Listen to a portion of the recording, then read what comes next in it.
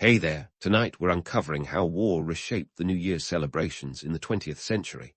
What you're about to discover is how battlefields echoed in the chimes of merriment, crafting a reality far from the fireworks we know today.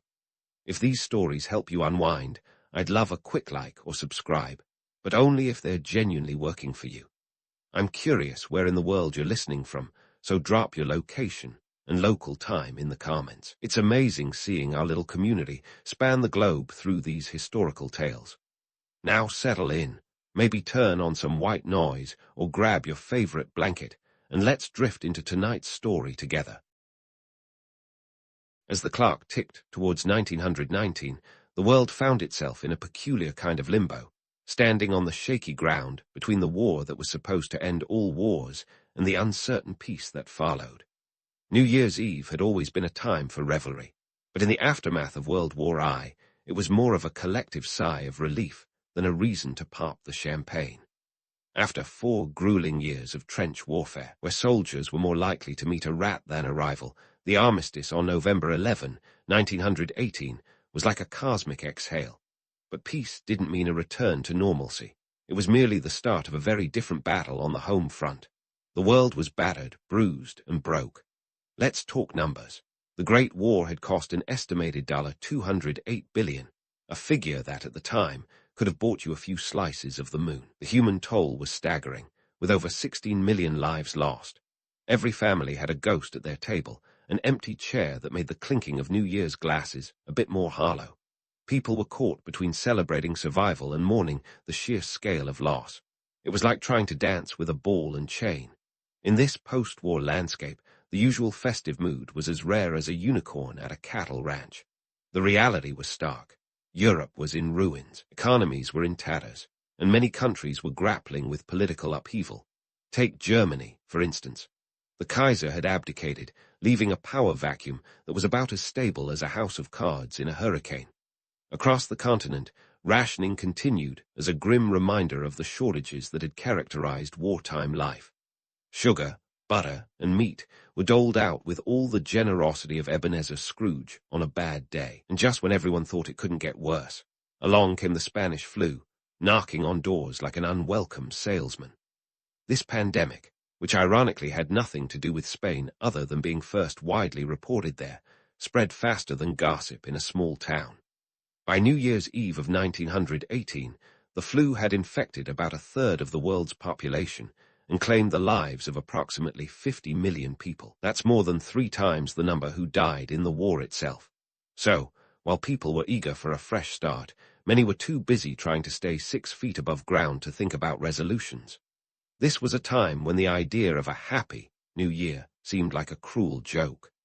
The flu pandemic brought with it a new set of rules that made social gatherings as risky as playing tag on a minefield. The traditional clinking of glasses and midnight kisses were replaced with cautious nods and hopeful glances from a safe distance. Public health officials were the new party poopers, urging people to avoid crowds and keep the celebrations quiet. It was perhaps the first time in history when staying in was the new going out. Despite the gloom, there was a sense of cautious optimism. The war had ended, after all, and with it, daily anxieties of families waiting for news from the front. The League of Nations was formed in 1920, promising a new era of international cooperation, even if it turned out to be about as effective as a chocolate teapot. Nonetheless, people clung to hope like a lifeboat in a stormy sea, believing that the sacrifices of war could lead to a better, more peaceful world. On the home front, the end of the war sparked changes that reshaped societies. Women, who had stepped into roles left vacant by men gone to war, were not about to step back quietly. In the United States, the 19th Amendment was ratified in 1920, granting women the right to vote. It was a seismic shift that had roots in the war effort, as women had proven they could do more than just keep the home fires burning. They could run the engines of industry. This newfound independence was celebrated, albeit cautiously, as societies grappled with the changing dynamics. In short, New Year's Eve 1918 was a mixed bag of emotions, a cocktail of relief, grief, and hope with a splash of uncertainty. It was a time when the world was slowly learning to walk again, wobbling forward with the weight of both the past and the future. As people raised their glasses, perhaps more in defiance than joy, they were toasting not just to the end of a year, but the end of an era and the fragile beginning of another. It was a moment of reflection, a pause before plunging into the roaring yet raucous decade that would follow, ready or not.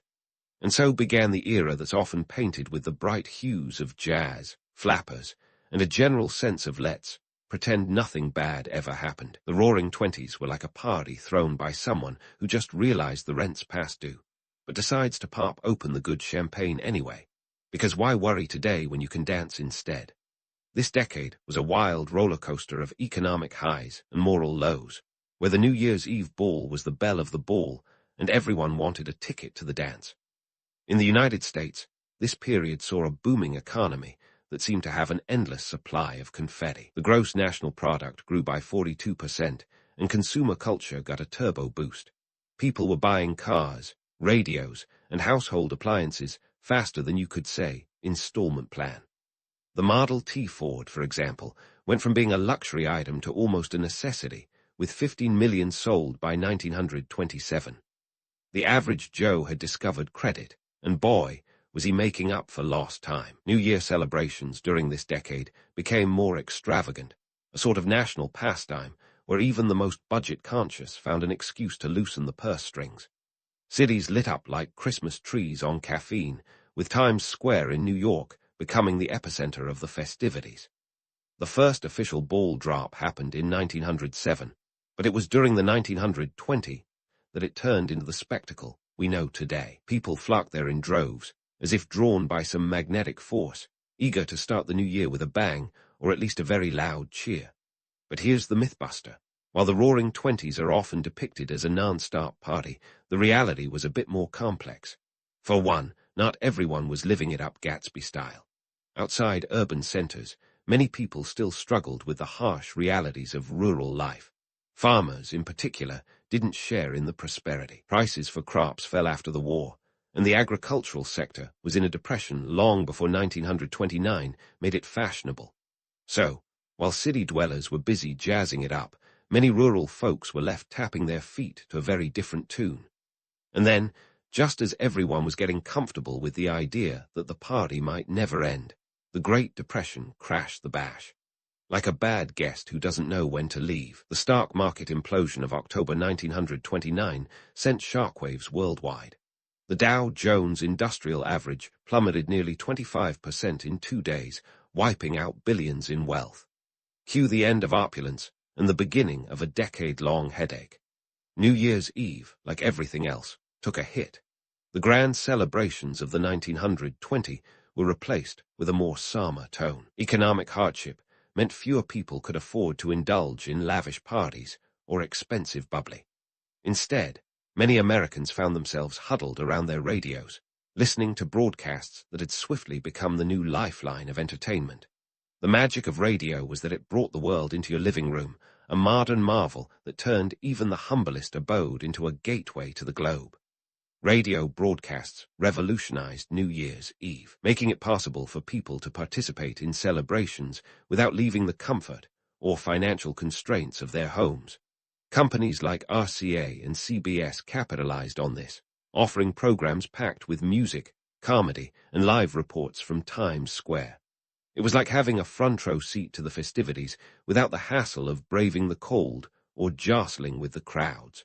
By 1930, about 40% of American households owned a radio, making it the era's entertainment centerpiece. But let's not sugarcoat it. The Great Depression was a harsh teacher, and its lessons weren't easily forgotten. Unemployment soared to 25%, and breadlines became a common sight. People were forced to tighten their belts, quite literally at times, as food and money became scarce. The traditional New Year's feast was often replaced with whatever could be scraped together. Glamorous balls and galas were swapped for family gatherings, where homemade meals were shared as a reminder that community mattered more than ever. Despite the economic gloom, there was a sense of resilience that shone through. People found new ways to celebrate, improvising with what little they had. The roaring laughter of the 1920 might have been dampened, but it wasn't entirely extinguished. Gatherings became smaller, more intimate, but the core message remained. New Year's was a time to reflect and hope, even if those hopes had to be more modest than before. As the 1930s progressed, radio continued to dominate the entertainment scene. It became a pivotal tool for communication, bringing President Franklin D. Roosevelt's fireside chats into homes across America. These broadcasts were a masterclass in connecting with the public, offering reassurance and guidance during turbulent times. The power of radio lay not just in its ability to entertain, but in its capacity to unite people, creating a shared experience that transcended economic and social divides. And so, as the decade wore on, New Year's Eve became less about extravagant displays and more about communal resilience. Families and friends gathered around their radios, leaning in to catch every word, every note, sharing a collective moment of anticipation and hope. It was a quieter celebration, perhaps, but one that carried a deeper resonance. The pomp of the past was replaced with a more profound understanding of what truly mattered. The Great Depression didn't kill the New Year spirit. It merely reshaped it, adding layers of depth to the celebrations. It was a reminder that even in the darkest times, people find ways to adapt and connect, proving that the human spirit is as resilient as it is hopeful. As the world stood on the brink of yet another era, with the shadows of war looming once more, the lessons of perseverance and unity learned during this challenging period would prove invaluable. But let's not get ahead of ourselves. The world was about to face another seismic shift, one that would again alter the way New Year's was celebrated. As the 1930s drew to a close, the winds of change were starting to howl, and the echoes of a new conflict were beginning to rumble across continents. With the advent of World War II, New Year's Eve would once again transform, leaving an indelible mark on the pages of history. But that, dear listener, is a story for another day. As the ominous clouds of war gathered once more, New Year's Eve found itself conscripted into a global conflict that would reshape the world's festivities with the precision of a drill sergeant barking orders. Welcome to World War II, where even your New Year's celebration wasn't safe from rationing, air raid blackouts, and the ubiquitous push to buy war bonds. It was a time when you didn't just count down to midnight. You counted your blessings, your rations, and your remaining pair of blackout curtains. Let's kick things off with one of the most tangible changes: blackout restrictions. These were as compulsory as awkward small talk at a family reunion. Cities were ordered to extinguish lights that might guide enemy bombers, transforming lively urban skylines into eerie silhouettes. Imagine Times Square without its iconic neon glow, a bit like a Broadway show with the lights accidentally dimmed just as the curtain goes up. Revelers now danced in the dark, their jitterbugs and swing steps a little more subdued, with movements guided more by muscle memory than sight. And if you thought you'd escape the wartime vibe with a stiff drink, think again. Toasting the new year came with its own set of wartime twists. Due to rationing, alcohol was as scarce as a peace treaty at a general summit. People got creative, substituting whatever spirits they could find, like making cocktails from ingredients that sounded more like a potion than a party starter. Gin made from potatoes, anyone.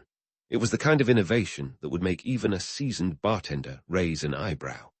Victory gardens also became a hallmark of wartime life, sprouting up in backyards and public parks like determined dandelions. These gardens were less about aesthetics and more about survival. Food production had to be ramped up to support troops abroad.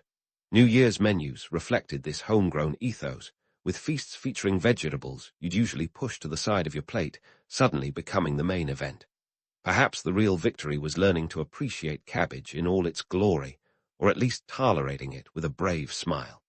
In between blackout drills and tending to their gardens, civilians were bombarded with another kind of campaign: war bonds. The government needed money, and you were going to help whether you liked it or not. War bond drives turned into the patriotic pastime du jour, with everyone from Hollywood stars to local grocers pitching in to convince you to invest in Uncle Sam. Even New Year's Eve wasn't safe from these appeals, with radio broadcasts weaving in not-so-subtle reminders to do your part. It was like a telethon, but instead of raising funds for a worthy cause, it was to finance the latest battleship. Despite these challenges, people found ways to keep the spirit of New Year's alive, albeit with a wartime twist. Parties, though scaled down, were infused with a robust dose of resilience. Instead of grand galas, you had intimate gatherings where the rationed food was as inventive as the excuses to avoid kissing your neighbor at midnight. After all, in the age of shortages, mistletoe was just another luxury you couldn't afford. Guests might have been fewer, but the camaraderie was abundant, as everyone was in the same boat, a vessel sailing in unpredictable waters. And speaking of unpredictable, let's not forget the impact of radio broadcasts during this era. Much like the Great Depression, radios were the centerpiece of New Year's Eve, turning living rooms into makeshift dance halls and broadcast studios. People gathered around their sets like moths to a flame, eager to hear updates from the front or catch performances by bands like Glenn Miller's orchestra. The airwaves were a lifeline, connecting families with loved ones deployed overseas and providing a soundtrack to a New Year's Eve that was anything but typical.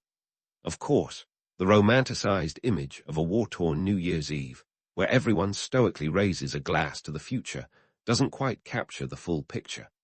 The reality was that many celebrated under a cloud of uncertainty, with the specter of loss hanging over them like an uninvited guest. The war's toll was measured not just in numbers, over 70 million people perished, but in the countless lives disrupted, the dreams deferred, and the futures rewritten. New Year's resolutions seemed almost trivial when survival itself was the goal. Yet, through the darkness, there was a flicker of hope.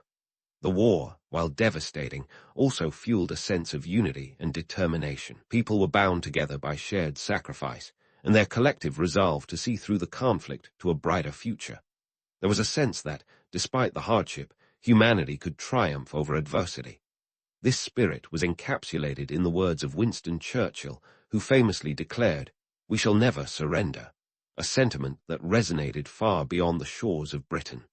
As midnight approached on New Year's Eve, people gathered, whether at home with family, in a shelter with strangers, or abroad with fellow soldiers, to bid farewell to a year that had tested them in ways they never imagined. They raised their glasses, be it with tea, a rationed ale, or whatever concoction they could muster, hoping that the coming year would bring peace, or at least a reprieve from the relentless march of war. And so, the clock ticked onwards, marking not just the end of a year, but another chapter in the ongoing saga of a world at war. The lessons learned, about sacrifice, resilience, and the indomitable human spirit, would linger long after the last echoes of war faded into history. As the world stepped into the next year, it did so with the knowledge that change was on the horizon, and that New Year's Eve, like the people who celebrated it, had been forever transformed by the crucible of war. But that's a story for another day, as the winds of change continue to blow, carrying us into the next act of this historical drama.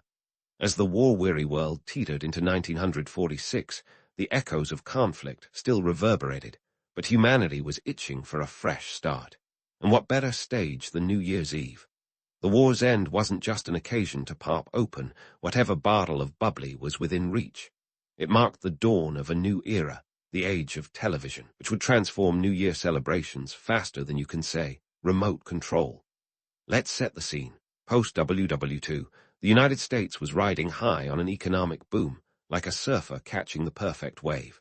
The gross domestic product, GDP, skyrocketed by 50% in the decade following the war, fueled by consumer spending and technological advances. People had money to burn, and they were ready to spend it on gadgets, gizmos, and that shiny box in the corner, the television. Television was the new kid on the block, and boy, did it know how to throw a party. By 1950, about 9% of American households owned a TV set, a number that would balloon to 55% by the end of the decade. Television quickly became the centerpiece of domestic life, like a digital hearth around which families gathered to watch everything from variety shows to the latest sitcoms. And when it came to New Year's Eve, TV was the belle of the ball, revolutionizing the way people celebrated. Enter the iconic Times Square ball drop, a spectacle that had been around since 1907, but was now receiving a broadcast makeover. In 1948, NBC aired a live broadcast from Times Square for the first time, bringing the dazzling descent to living rooms across America. Suddenly, you didn't have to brave the cold or dodge confetti to be part of the action. Instead, you could watch from the comfort of your couch, sipping on something warm while marveling at the crowds braving the New York chill. Television turned New Year's Eve into a shared national experience, uniting people from coast to coast in a way that radio never quite could. It was like having a front-row seat to history without having to leave your slippers behind. The spectacle of the ball drop, televised in all its glory, became a symbol of hope and renewal, a visual countdown to the future that resonated with a country eager to leave the past behind. But hold on, television wasn't just about glitz and glamour. It had a serious side too. The post-war era was a time of profound geopolitical tension, with the Cold War casting a long shadow over the celebrations. The US and the Soviet Union engaged in a high-stakes game of chess, each move scrutinized by a nervous global audience. The threat of nuclear annihilation was as ever-present as the ringing of a New Year's bell, and the tension seeped into the culture, shaping the themes of the holiday. Take the space race, for instance. It was more than just a battle for cosmic bragging rights. It was a proxy war fought with rockets instead of rifles. When the Soviet Union launched Sputnik in 1957, the first artificial satellite to orbit the Earth, it sent shockwaves through the United States. Suddenly, the race to the stars wasn't just about exploration. It was a matter of national pride and security. New Year's resolutions took on a new flavor, with people hoping for progress in technology and peace in diplomacy. The 1960 saw an escalation in both the space race and nuclear anxiety. As President John F. Kennedy famously said in 1962, "We choose to go to the moon," a statement that was as much about scientific ambition as it was about political strategy. Apollo 11 moon landing in 1969 was a triumph of human ingenuity, a milestone watched by over 600 million people worldwide. It was a moment that transcended borders, a testament to what humanity could achieve when it looked beyond earthly squabbles. Yet, the underlying tension never quite disappeared. The Cuban Missile Crisis of 1962 had reminded everyone just how close the world had come to nuclear catastrophe. It was like a game of chicken played with atomic bombs, and the fact that it ended without a mushroom cloud was a minor miracle. As people rang in the new year, the countdown was not just to midnight, but to an uncertain future where the threat of annihilation lurked like a shadow in the corner of the room. Despite these tensions, New Year's Eve remained a time of celebration, a brief respite from the anxieties of the Cold War era. Television played a vital role in this, offering a blend of entertainment and information that helped distract from the geopolitical storm brewing outside.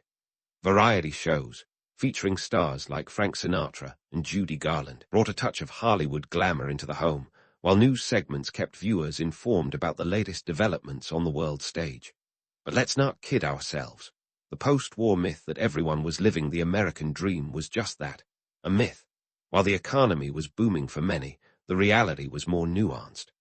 Racial segregation, gender inequality, and economic disparity were as real as the antennae on top of your TV. The civil rights movement was gaining momentum, challenging the status quo and demanding change.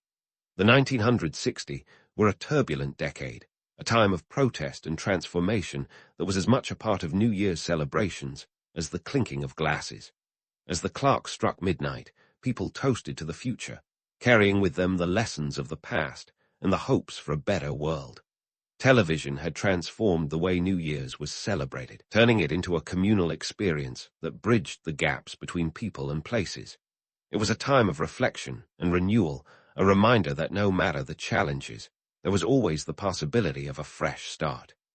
In this new era, the New Year's Eve broadcast became a tradition, a beloved ritual that brought people together even as the world seemed to pull apart. It was a testament to the resilience of the human spirit, the enduring hope that the coming year would be better than the last. And as the ball dropped in Times Square, it wasn't just marking the end of one year and the beginning of another. It was a symbol of continuity, a reminder that despite the uncertainties of the world, some things remained constant. So, as people welcomed the new year, they did so with a mixture of optimism and realism. The rise of television had changed the way they celebrated, but the core of the holiday remained the same, a time to gather, to reflect, and to look forward with hope. And as the world continued to turn, there were new challenges and new opportunities on the horizon. waiting to be faced with the same courage and determination that had brought them this far. But that, my friends, is a story for another chapter as we continue to unravel the intricate tapestry of history, one new year at a time. With the world spinning on its axis of change, the late 20th century hurled us into an era where New Year's Eve was as much a mirror of societal shifts as it was a celebration. Enter the Vietnam War, a conflict that managed to divide a nation, shake up global politics, and redefine the very nature of protest music. While the war raged on with all the subtlety of a bull in a china shop, New Year's Eve became both a stage for dissent and a momentary escape from the chaos. Let's dive into the numbers. The Vietnam War stretched from 1955 to 1975, a two-decade slog that cost the United States over $168 billion. More than 58,000 American lives were lost, and the toll on Vietnam was devastating, with millions of civilian deaths and a landscape scarred by conflict. The war wasn't just fought in the jungles of Southeast Asia. It infiltrated living rooms across America, thanks to the advent of television. The nightly news brought the war's brutal realities into stark relief, prompting both outrage and introspection. As the war dragged on, so did the protests. In the late 60s and early 70s, New Year's Eve became a rallying cry for peace, a night where anti-war demonstrators seized the spotlight. Central to this movement was music, a universal language that transcended borders and ideology. Rock and roll, with its rebellious spirit and electric energy, became the soundtrack of a generation demanding change. Songs like Give Peace a Chance by John Lennon echoed through the streets, turning protests into impromptu concerts of defiance and hope. Rock and roll wasn't just music. It was a cultural revolution wrapped in a 3-minute track. By the time the ball dropped on New Year's Eve, the airwaves were alive with songs that challenged authority and championed freedom. The Woodstock Festival of 1969 had already shown the world that music could bring people together in a peaceful protest against the establishment. New Year's Eve parties, once simple gatherings, now often included political undertones, with lyrics serving as the evening's mantra. But let's not romanticize the era too much. While the music roared, the reality was that the nation was deeply divided. Protests sometimes turned violent, with clashes between demonstrators and law enforcement making headlines. The Kent State shootings in 1970, where 4 students were killed by the National Guard during a protest, underscored the tension and fear gripping the country. As the clock ticked toward midnight, many Americans were caught between celebrating a new year and mourning the loss of innocence. Jump forward a couple of decades, and the world found itself at another crossroads as the Berlin Wall crumbled in 1989. This wasn't just a wall falling, it was the Iron Curtain lifting, a seismic shift in geopolitics that signaled the end of the Cold War. For years, the wall had stood as a symbol of division, splitting Berlin into 2 ideological worlds. Its fall was both literal and metaphorical, tearing down barriers and ushering in an era of reunification and hope. The fall of the Berlin Wall was a moment that demanded celebration, and New Year's Eve 1989 was ready to deliver. People from East and West Berlin flooded the streets, transforming the once impassable border into a dance floor of liberation. The sight of jubilant Berliners hammering away at the wall, piece by piece, became an indelible image of triumph over division. It was a night where champagne flowed as freely as the tears of joy, and the world watched, captivated by the promise of a new beginning. But before we get carried away with visions of unity, let's remember the complexities that followed. The reunification of Germany was no simple feat. It required immense economic investment, with the West pouring billions into rebuilding the East. The cultural divide, forged over decades, wasn't bridged overnight. As the confetti settled, Germany grappled with integrating 2 very different societies, each with its own set of challenges and expectations. In the broader context, the fall of the wall was a catalyst for change across Eastern Europe, sparking revolutions that toppled communist regimes like dominoes.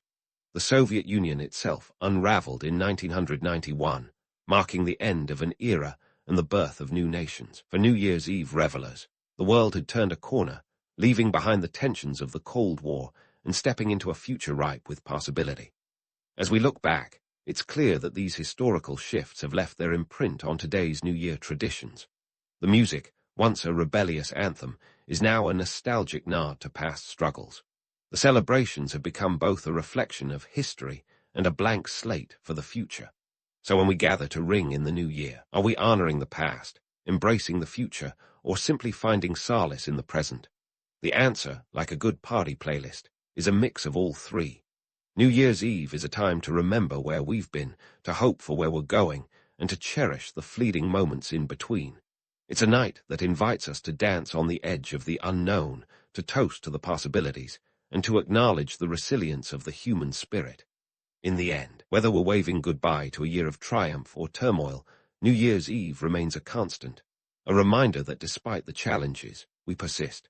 It's a celebration of continuity and change, a dance between history and hope, offering a momentary escape from the relentless march of time. As the clock strikes midnight, we find ourselves at the intersection of past and future, raising a glass to the enduring journey of humanity. And in that moment, as the echoes of the countdown fade, we realize that perhaps the greatest tradition of all is our unwavering belief in the promise of a new beginning. Cheers to that, my friends. Galileo Galilei entered the world in Pisa on February 15, 1564, just a few stone throws from the iconic Leaning Tower. If you think being born in the shadow of such a tilted wonder would set you up for a life of easy living, think again.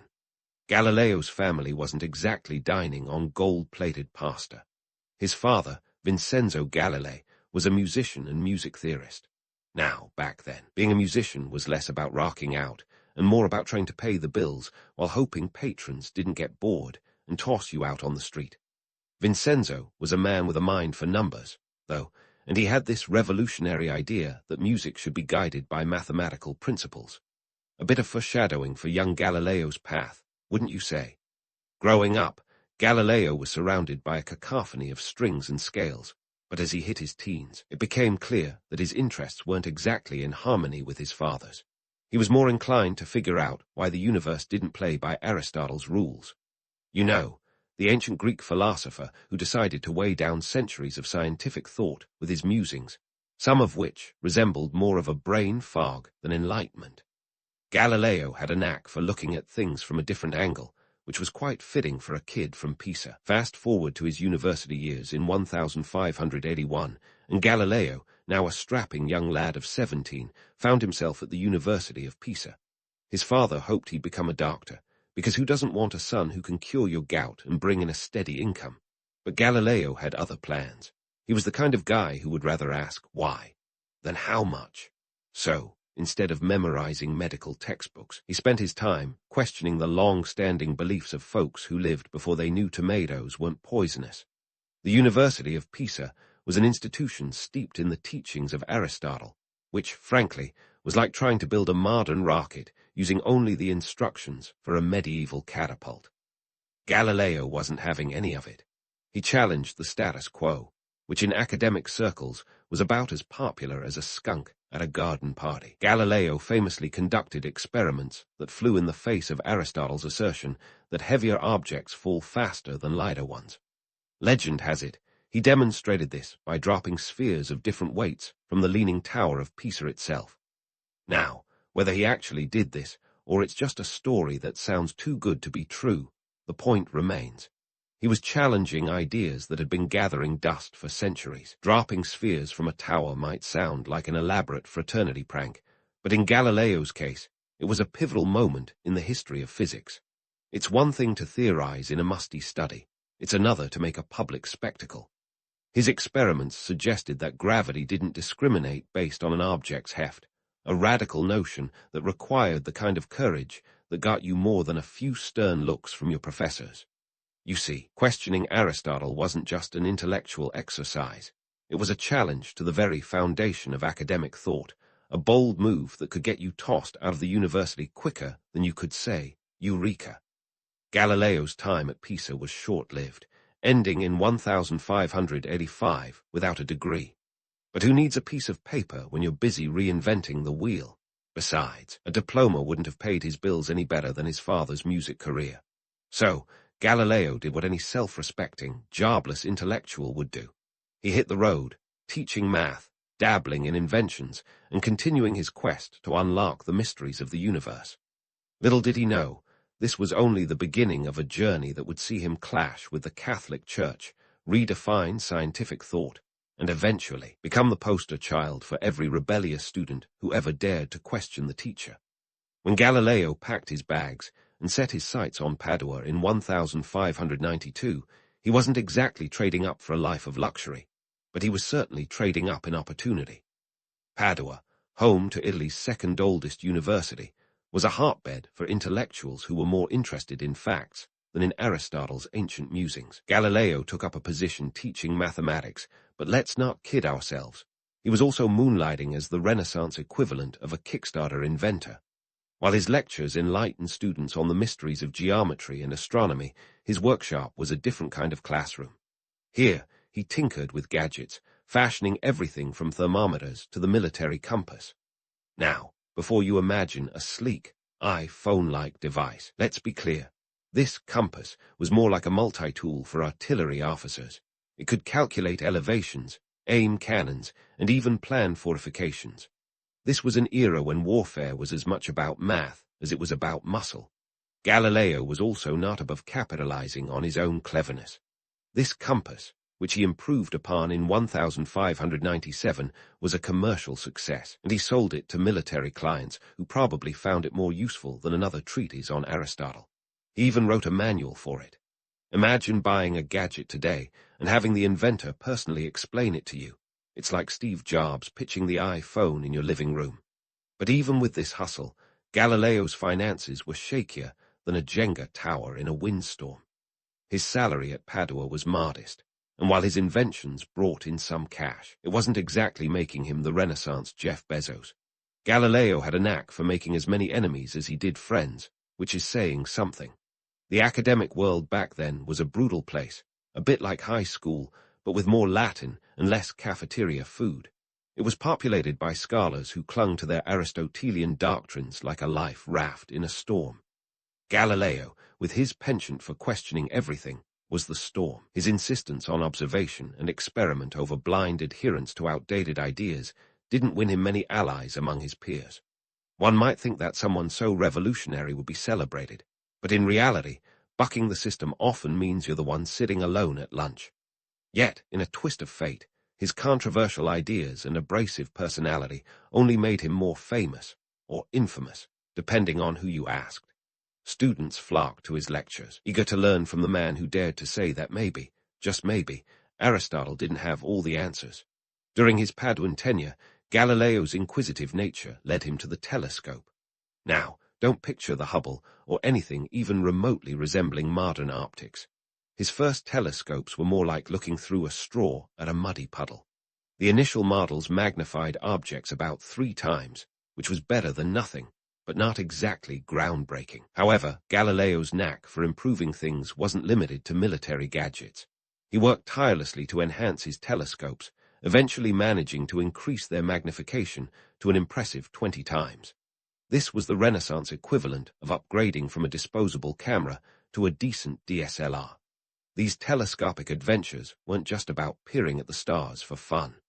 Galileo realized the potential for astronomical observations, and more importantly, for challenging the geocentric model of the universe that placed Earth at the center of everything, a notion as outdated as a rotary phone in the age of smartphones.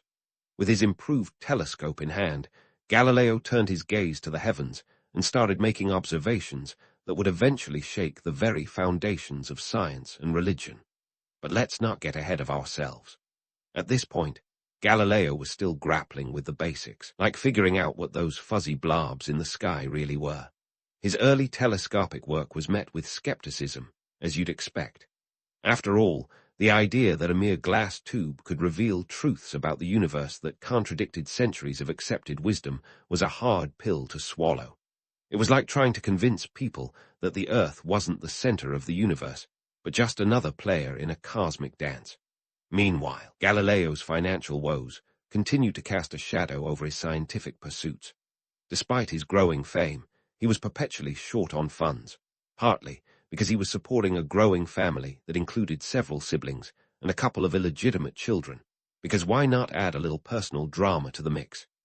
Even for a man of his intellectual caliber, balancing the books was as challenging as balancing Aristotle's theories with the reality of his discoveries. His precarious financial situation fueled his drive to invent and sell his creations.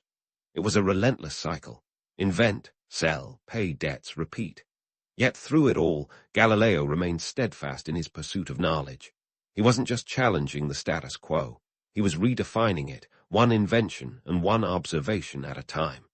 His time in Padua was a period of intense creativity and relentless struggle, setting the stage for even greater discoveries and controversies to come. As Galileo peered through his telescope into the night sky, he likely did not foresee the cosmic controversy he was about to stir. But that's a tale for another time. Stay tuned for the next chapter of Galileo's life, where the stars aligned to propel him into the forefront of scientific revolution and ecclesiastical ire. For now, let's leave him at his telescope, squinting at the heavens, blissfully unaware of the storm his discoveries would soon unleash. As Galileo squinted at the heavens, blissfully unaware of the cosmic controversy his discoveries would ignite, he was about to make one of those hold my beer moments in the history of science. It was January 1610, and Galileo was about to publish Sidereus Nuncius, or Starry Messenger, a title that sounds like it belongs in a fantasy novel, but was instead a short treatise that would send shockwaves through both the scientific community and the Catholic Church.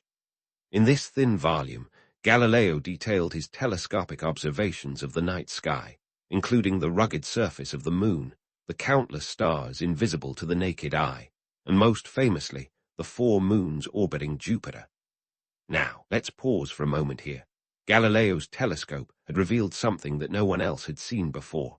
Celestial bodies doing their own thing, oblivious to the geocentric model that insisted everything revolved around Earth.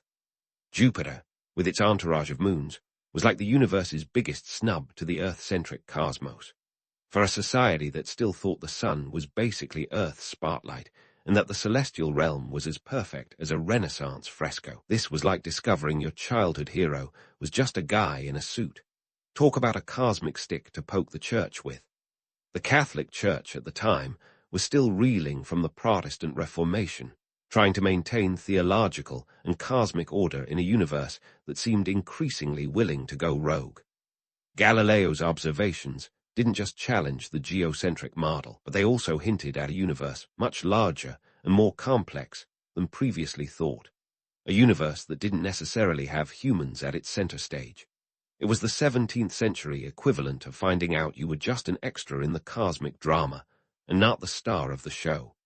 But before we dive into Galileo's awkward papal encounters and rising heretic status, let's take a moment to appreciate the economic and social context. Publishing Starry Messenger wasn't just about sharing knowledge, it was a savvy business move. Back then, printing a book wasn't the Amazon Kindle affair we have today. It was expensive, risky, and required a network of patrons who might throw some coins your way if they liked what they read. Galileo dedicated Starry Messenger to Cosimo Roman II de' Medici, Grand Duke of Tuscany, hoping to secure his patronage. Let's face it, flattery had its place in the Renaissance, and Galileo wasn't above leveraging a bit of starry-eyed admiration to secure his future. Cosimo, likely flattered by the cosmic shout-out, granted Galileo the position of mathematician and philosopher to the Grand Duke, a title that sounds impressive and probably looked great on a business card, if they had those back then. This meant Galileo could leave Padua and return to Florence, a city as rich in art and science as it was in political intrigue.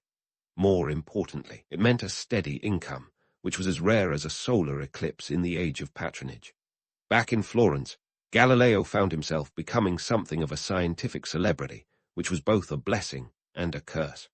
On one hand, he was the toast of the town, invited to discuss his findings in the grand salons of Florence's elite. On the other hand, he was also becoming the Renaissance's favorite target for theological debate. And let's not forget, this was an era where disagreeing with the church wasn't just frowned upon, it could get you a one-way ticket to the Inquisition. Galileo's observations were not just reshaping the scientific landscape, they were also challenging the cultural and religious norms of the time. The geocentric model wasn't just a scientific theory, it was a cornerstone of church doctrine. To question, it was to question the very order of the heavens as ordained by divine will. It was like suggesting that the earth was round when everyone else insisted it was flat, a paradigm shift that demanded courage and a bit of audacity, if not outright insanity. As Galileo's fame spread, so too did the whispers of dissent. His growing celebrity status was a double-edged sword. While he relished the recognition and the chance to be at the forefront of a scientific revolution, he also had to navigate the treacherous waters of religious scrutiny. The Catholic Church, which had a bit of a monopoly on truth at the time, was not thrilled by the implications of his findings. After all, if Jupiter could have moons, what else about the cosmos was up for grabs? Enter the awkward papal encounters. By 1616, the Church decided to take a closer look at this whole heliocentrism business, which suggested that the Sun, not the Earth, was the center of the universe. This was primarily based on the work of Copernicus, but Galileo's observations were lending it some inconvenient support. The Church was not about to let a few pesky planets and moons undermine centuries of theological doctrine without a fight. Galileo was summoned to Rome to defend his views, and while he wasn't exactly put on trial, he was definitely put on notice. The Church ordered him to abandon the heliocentric model, at least publicly, and warned him against teaching it as fact. Galileo, being the Renaissance rebel that he was, didn't exactly comply with the decorum of the day. Instead of quietly acquiescing, he doubled down, continuing to support the heliocentric model in his discussions and writings, albeit more carefully. His defiance was as subtle as a brick, and it set the stage for future confrontations. He was walking a tightrope between scientific integrity and religious authority, a precarious balance that would eventually lead to his most famous clash with the Church. But for now, Galileo was still riding the wave of his starry messenger success. He had become the poster child for the new scientific method, an embodiment of the shift from philosophical speculation to empirical observation. He was no longer just an academic. He was a pioneer, charting a course through the unknown cosmos with nothing but a telescope and an insatiable curiosity. As the Renaissance's favorite heretic, Galileo found himself at the center of a storm that was both exhilarating and terrifying. He was redefining humanity's place in the universe, one observation at a time, while simultaneously poking the bear of ecclesiastical authority. It was a risky business, but then again, Galileo was never one to shy away from a challenge. So there he was, a man caught between the stars and the altar, between the thrill of discovery and the fear of condemnation. The stage was set for the next act in his life, where the stakes would only get higher and the conflicts more intense. For now, though, let's leave Galileo in his Florentine study, staring at his telescope, contemplating the cosmos, and perhaps wondering just how far this starry-eyed journey would take him. Stay tuned for more celestial drama and ecclesiastical intrigue as Galileo's story continues to unfold. Galileo's story was far from over, and the cosmos was just getting started with its cosmic soap opera. As Galileo sat in his Florentine study, contemplating the universe, and perhaps wondering if he had bitten off more than he could chew, the Church had other plans. It was 1632, and Galileo, ever the provocateur, published Dialogue concerning the two chief world systems. This book wasn't your typical fireside read. It was a bold defense of heliocentrism, disguised as a casual conversation among three dudes discussing whether the Earth or the Sun was the center of everything. Spoiler alert, Galileo was Team Sun. The timing couldn't have been worse. The 30 Years' War was raging across Europe, a time when the Catholic Church was juggling wars, schisms, and the Ard heresy trial like a medieval circus act. Galileo's Dialogue was like tossing a lit match into a powder keg. The book was an instant hit, but not everyone was cheering. Pope Urban Roman VIII, initially a friend of Galileo's, was now less than thrilled. Why? Well, the character named Simplicio in Galileo's book, representing the geocentric view, sounded suspiciously like the Pope himself. Not exactly the best way to keep in the Vatican's good graces. So, in 1633, Galileo was summoned to Rome. The Inquisition was back in the spotlight, and Galileo was its reluctant star. Now, when you hear Inquisition, you might picture dank dungeons and torture devices straight out of a horror film. But Galileo's experience was more like being called into the principal's office for a very stern talking to. There was no thumbscrew or rack in sight, just a lot of theological browbeating and scriptural semantics. The trial was a theatrical spectacle of its own.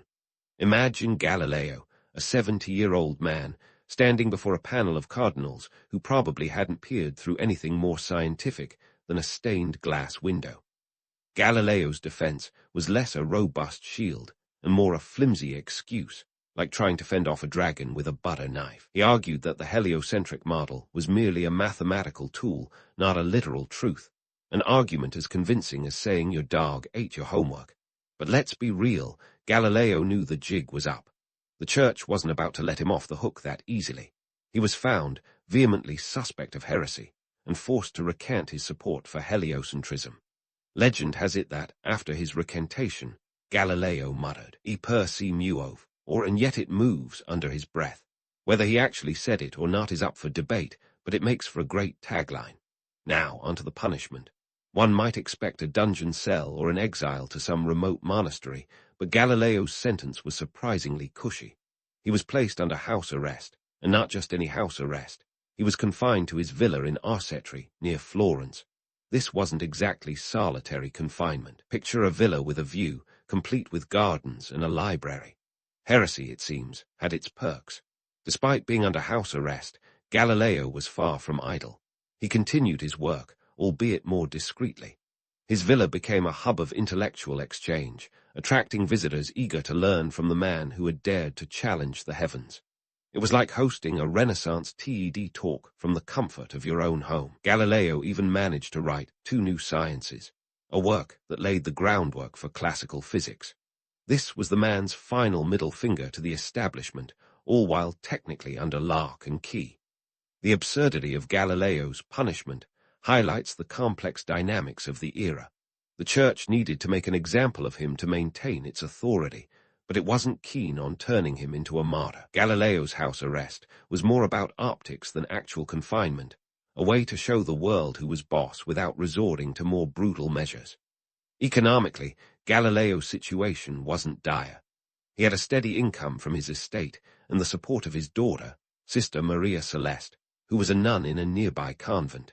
She kept him supplied with remedies and encouragement, a testament to their close relationship. While Galileo's battle with the church was a blow to his public standing, it didn't break his spirit or his bank account. In the grand scheme of things, Galileo's trial was a pivotal moment in the history of science and religion. It underscored the tension between observation and doctrine, a conflict that would continue to play out over the centuries. Galileo's story is a reminder of the power of curiosity and the lengths to which institutions will go to protect their worldview. As the sun set on Galileo's life, he was blind but still sharp as ever. He continued to correspond with scientists and thinkers across Europe, his mind reaching beyond the confines of his villa. Galileo died in 1642, but his legacy was immortal. His trial and subsequent punishment became symbols of the struggle for intellectual freedom, a struggle that continues to inspire scientists, rebels, and freethinkers to this day. Stay tuned for the final chapter of Galileo's saga, where we'll explore the aftermath of his trial and the enduring impact of his discoveries. Because even in death, Galileo's influence was as constant as the stars he had once gazed upon. As Galileo's life wound down, his eyesight was fading faster than a Renaissance fresco under the Tuscan sun. Yet, even as he squinted through the haze of blindness, he never stopped challenging the cosmos, armed with nothing more than his relentless curiosity and the occasional quill. Confined to his villa in Arcetri, Galileo's mind remained a sprawling universe of inquiry.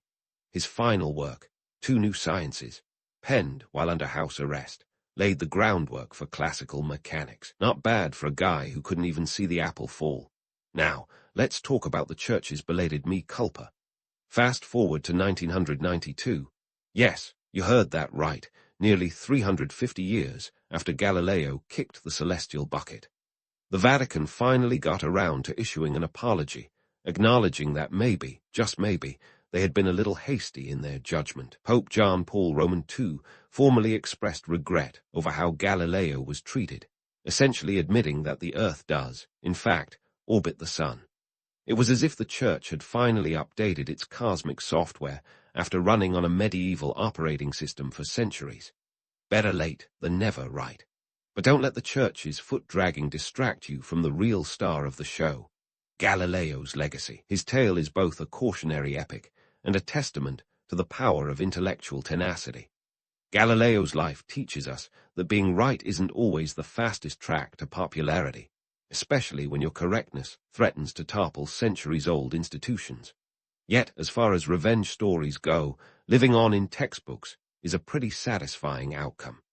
Galileo's relentless pursuit of truth didn't just put him on the outs with the church, it also etched his name into the annals of scientific history. His work on motion and telescopic observations laid the cornerstone for Newton's laws of motion, earning him the title Father of Modern Science. Not too shabby for a guy whose biggest crime was having better optics than the Vatican. While Galileo was confined to his villa, his ideas roamed freely, influencing the likes of Johannes Kepler and Isaac Newton, who would go on to describe gravity in terms that even Aristotle couldn't argue with. Kepler, for instance, took Galileo's observations and ran with them, developing his own laws of planetary motion. Newton, standing on Galileo's metaphorical shoulders, would formulate the laws that govern the universe, once and for all proving that apples fall from trees because of gravity, not divine intervention. Economically, Galileo was more than just a revolutionary thinker. He was also a savvy operator in the patronage system of the day. His ability to secure funds from wealthy patrons like the Medici family allowed him to keep the lights on and the telescopes pointing skyward. While the church was busy issuing edicts, Galileo was calculating the trajectory of cannonballs and improving the accuracy of artillery, a practical application of science that even the most skeptical cleric could appreciate, especially when it came to defending city walls. Galileo's story is a testament to the power of curiosity in a world often content with complacency. His willingness to question the status quo and pursue empirical evidence over dogma echoes in the halls of academia to this day. His life serves as a reminder that progress often requires a little bit of rebellion and a willingness to stare down authority, even when you're clearly outgunned.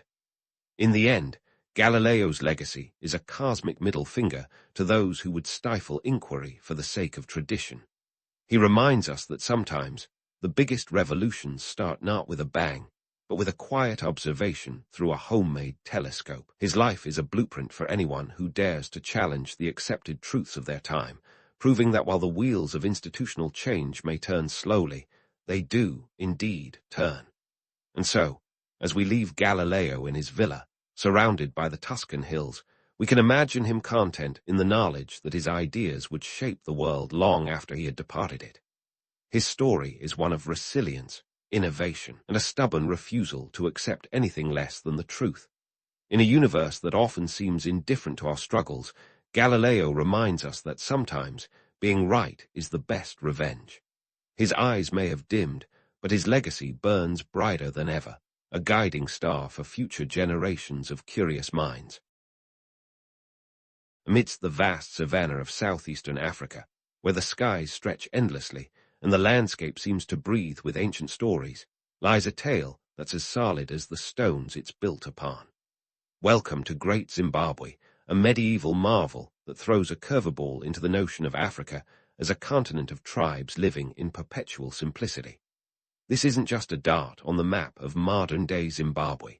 It's a whole chapter in the book of human ingenuity and ambition, penned by the Shona people, who were clearly not ones to do things by halves. Now, let's rewind the clock to the 11th century, a time when Europe was busy throwing itself into the chaos of the Middle Ages, and the Chinese were perfecting the art of bureaucracy. On the African front, the Shona were laying down the foundations, quite literally, of what would become the largest stone structures south of the Sahara until the 19th century. While Europe's cathedrals were still crawling out of the ground, the Shona were crafting an architectural masterpiece that would make any medieval Lord green with envy. It's like the ultimate episode of Extreme Makeover, Kingdom Edition, where instead of vinyl siding, you get stone walls that still stand tall today. Now, before anyone starts dreaming of knights in shining armor and damsels in distress, let's set the record straight. Great Zimbabwe wasn't some exotic fairy tale castle.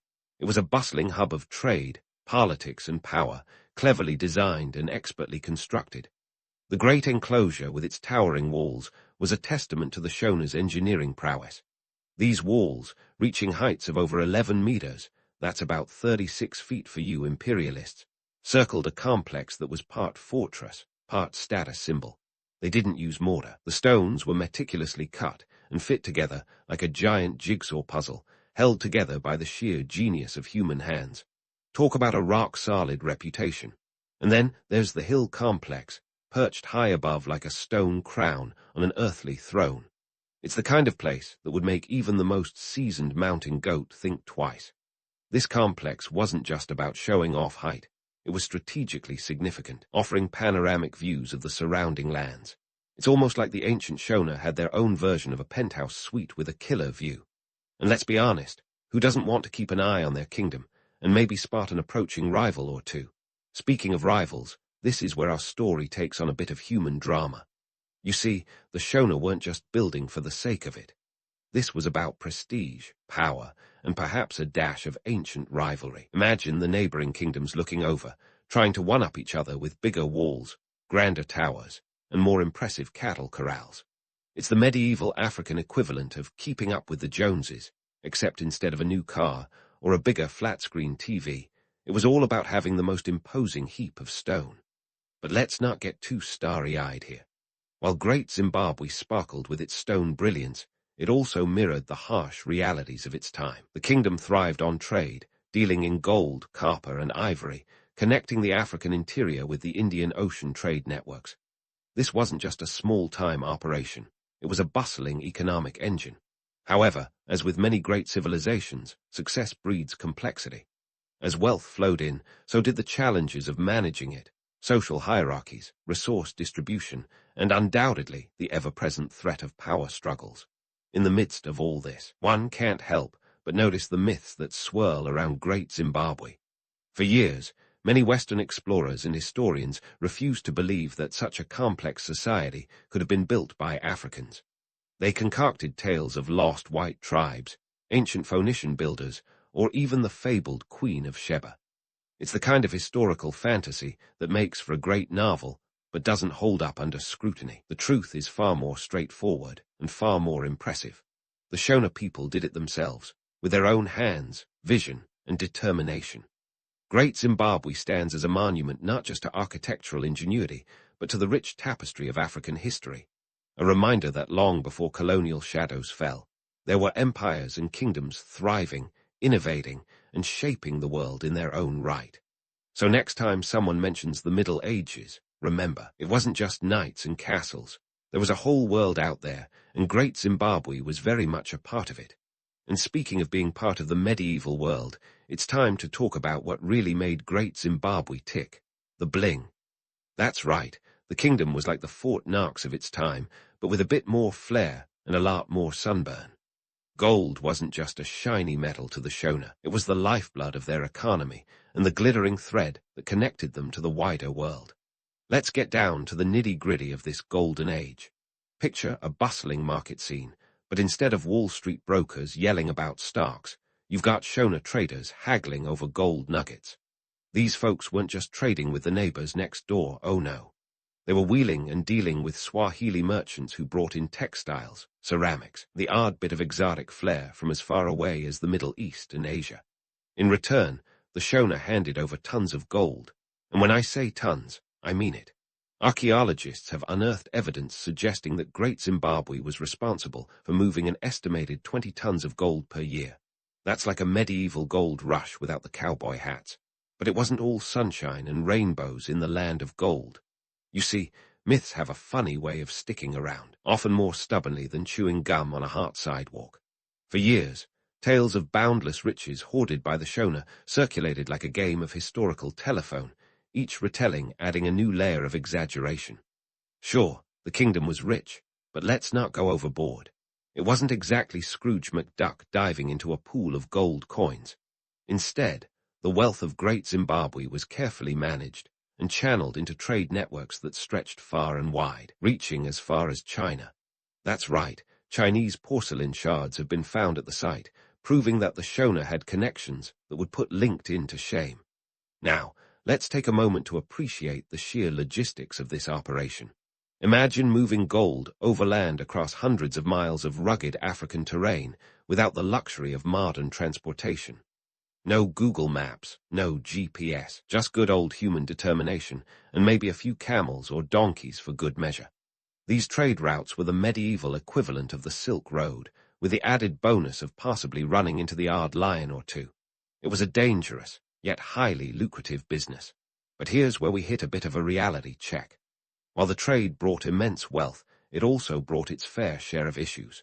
With great wealth comes great responsibility, or at least, that's the theory. In practice, the influx of riches led to social stratification within the kingdom. The elites lived it up in their stone enclosures, surrounded by luxury goods, while the average Joe, or should I say, average Shona, worked the land and kept the economy ticking over. This was no egalitarian utopia. It was a society with winners and losers, much like any other. Despite the challenges, the Shona managed to keep the economic engine running smoothly for centuries. Their secret, a mix of shrewd diplomacy, strategic alliances, and a fair bit of muscle when needed.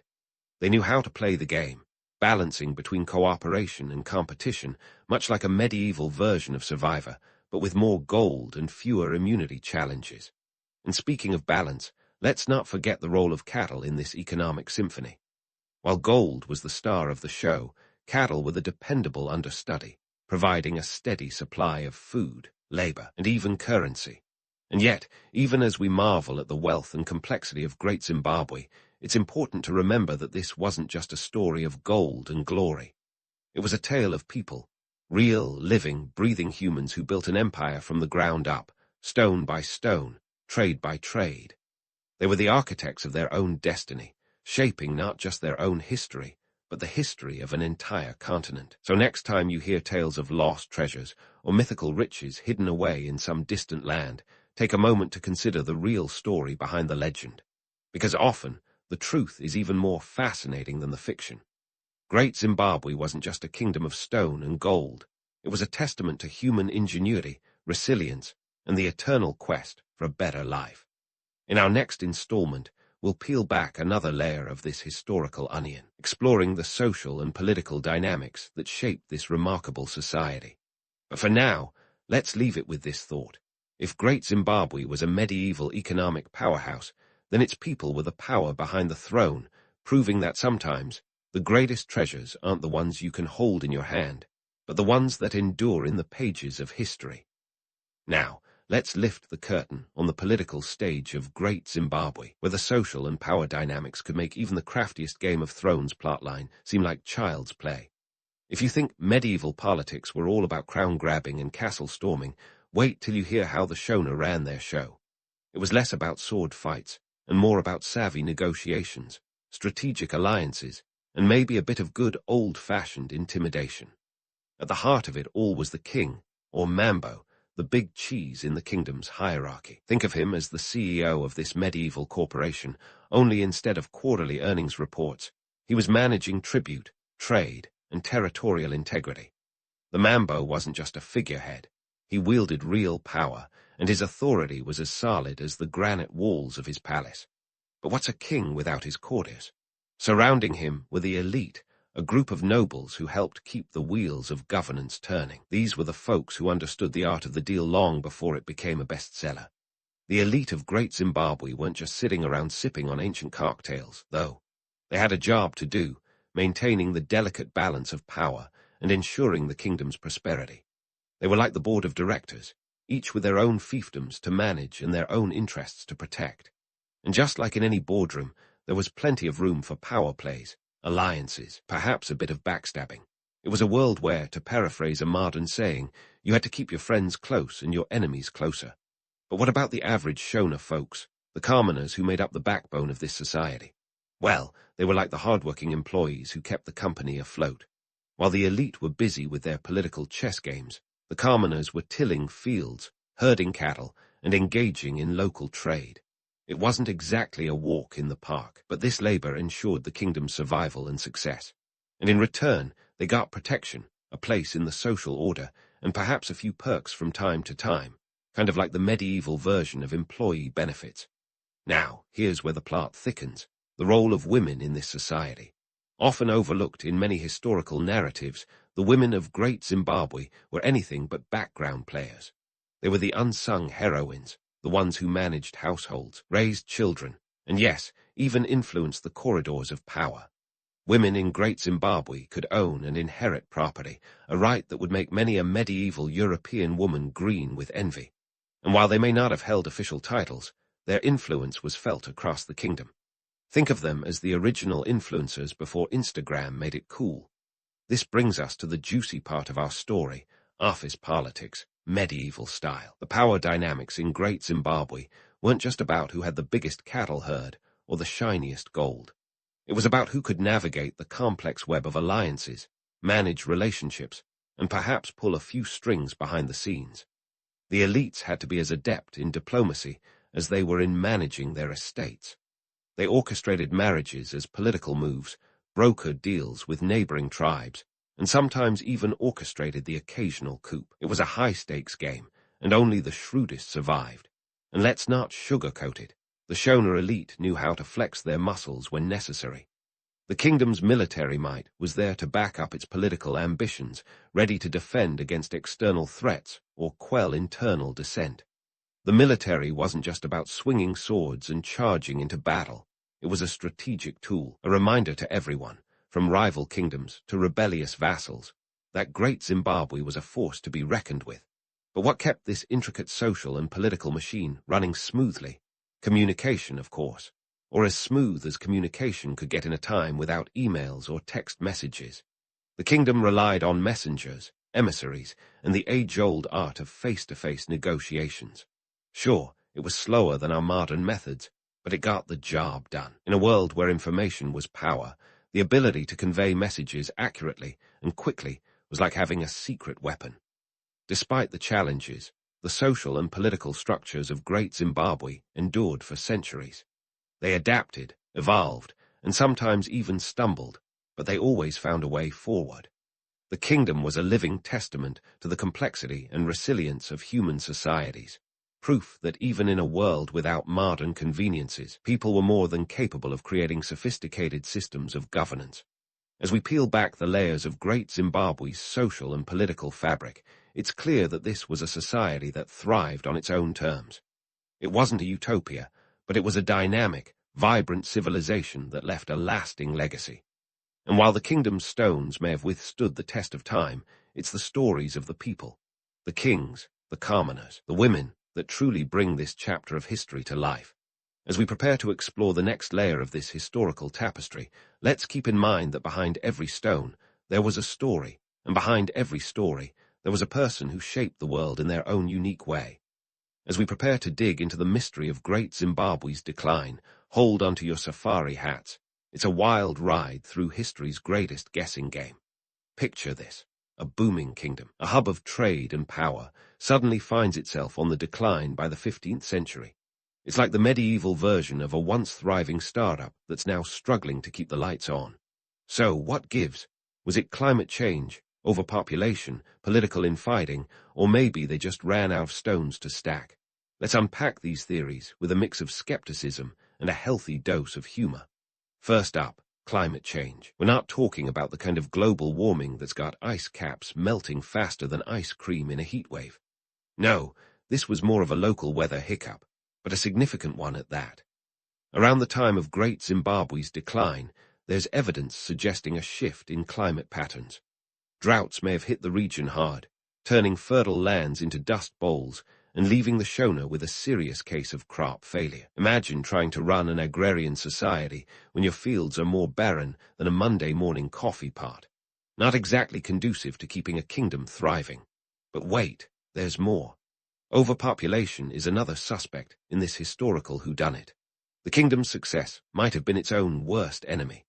As Great Zimbabwe flourished, people flocked to it like moths to a flame, hoping to ride the coattails of prosperity. But there's only so much room at the inn, or in this case, within those impressive stone walls.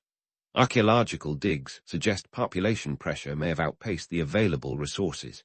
It's like trying to fit a rock concert crowd into a coffee shop. Something's gotta give. And in this case, it might have been the kingdom's ability to sustain itself. Now, let's talk politics, because what's a historical decline without a bit of political melodrama? Some theories suggest that internal strife played a key role in the kingdom's downfall. Power struggles among the elite could have caused rifts deeper than the Great Rift Valley itself.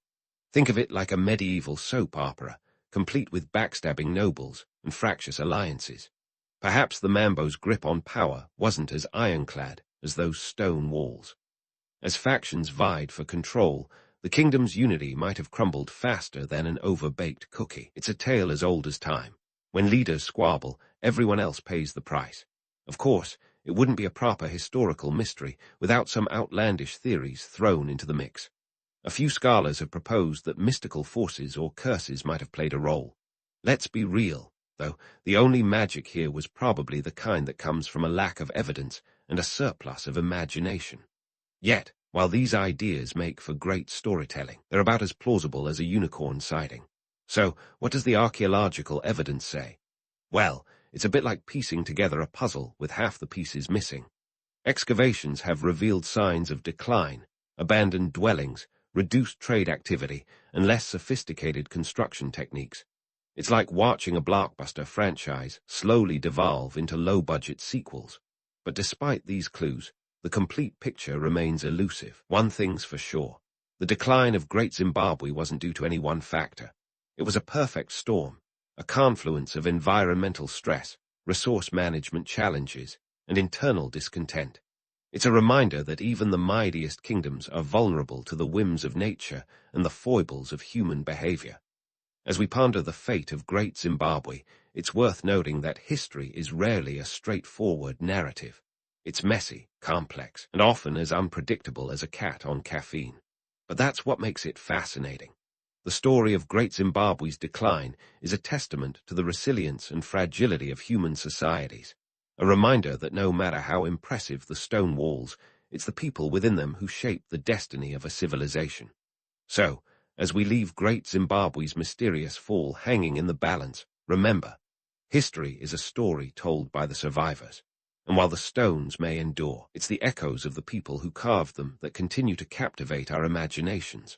Stay tuned as we delve further into the legacy of this remarkable kingdom in the next chapter of our historical saga. And so, as we turn the final page on our tale of Great Zimbabwe, we're left standing before a monumental legacy that echoes across time and space. You might be wondering how these ancient stones are viewed today, both in Zimbabwe and beyond.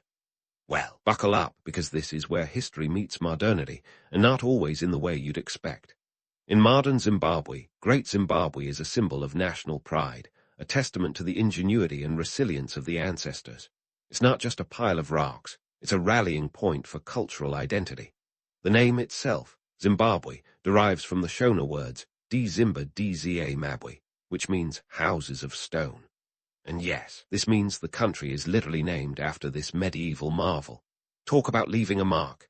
Every school kid in Zimbabwe grows up learning about this historical gem, which is a bit like their own version of the Egyptian pyramids, but with fewer tourists and more political intrigue. Internationally, however, Great Zimbabwe's reputation has been a bit of a roller coaster, thanks to colonial narratives that have tried their best to rewrite history. For years, Western explorers and scholars couldn't quite wrap their heads around the idea that such a sophisticated civilization could have arisen in Africa, unaided by outside influences. Enter the myth of the lost white tribe, a narrative as stubborn as a mule and about as useful. It was a tale spun from the same cloth as Atlantis and other fanciful lost civilizations, with no more basis in fact than a unicorn farm. The allure of these myths, well, they make for great stories, but they dilute the truth, a truth that is far more compelling. The colonial narrative was essentially a refusal to recognize African agency and achievement, a denial that such a complex society could have been the product of African minds and hands. It's as if they couldn't stand the thought of Africans building something so remarkable without European influence. But let's set the record straight once and for all. Great Zimbabwe was a homegrown triumph, a feat of engineering and culture that stands as a powerful rebuttal to any dismissive colonial mindset. Now, Why does learning about Great Zimbabwe matter? Because these stones, silent as they may be, speak volumes about Africa's rich and varied history, a history that was thriving and complex long before colonial footprints marred the landscape. They tell us about trade networks that spanned continents, about social structures that were as intricate as any European court, and about a people whose legacy has endured despite the odds. This isn't just about remembering the past, it's about reclaiming it. Understanding Great Zimbabwe means recognizing the depth of African history, which is often overshadowed by the narratives of colonizers. It's about celebrating a time when Africa wasn't just a backdrop for European explorers, but was at the forefront of its own story, a story of innovation, trade, and cultural exchange. And let's not forget the lessons these stones can teach us about human nature. They remind us that the pursuit of power, wealth, and prestige is as old as civilization itself. The Shona were no different from the rulers of other great empires. They built, they traded, they fought, and they ultimately faced decline. It's a cycle as predictable as the sunrise, and yet its lessons are as relevant today as they were centuries ago. So next time you hear someone say Africa had no history before the arrival of Europeans, point them toward Great Zimbabwe. Show them the stones that whisper tales of a kingdom that defied expectations and left an indelible mark on the continent and the world. Because sometimes the most powerful stories are the ones etched in stone, waiting for us to listen and learn. And there you have it, folks, a journey through the rise, glory, and legacy of Great Zimbabwe. It's a story of human ambition, resilience, and the enduring power of a dream built from stone and sweat. As you drift off into your own dreams tonight, remember that history is never just in the past. It's alive, shaping our present and future, one story at a time. And who knows, maybe the next great tale waiting to be discovered will be your own. On a crisp December evening in Victorian London, the city looked like it was trying out for a part in a Gothic novel. The streets were swaddled in fog so thick and yellow it could have passed for pea soup, if pea soup had the ability to choke you. This wasn't your typical misty Christmas card scene.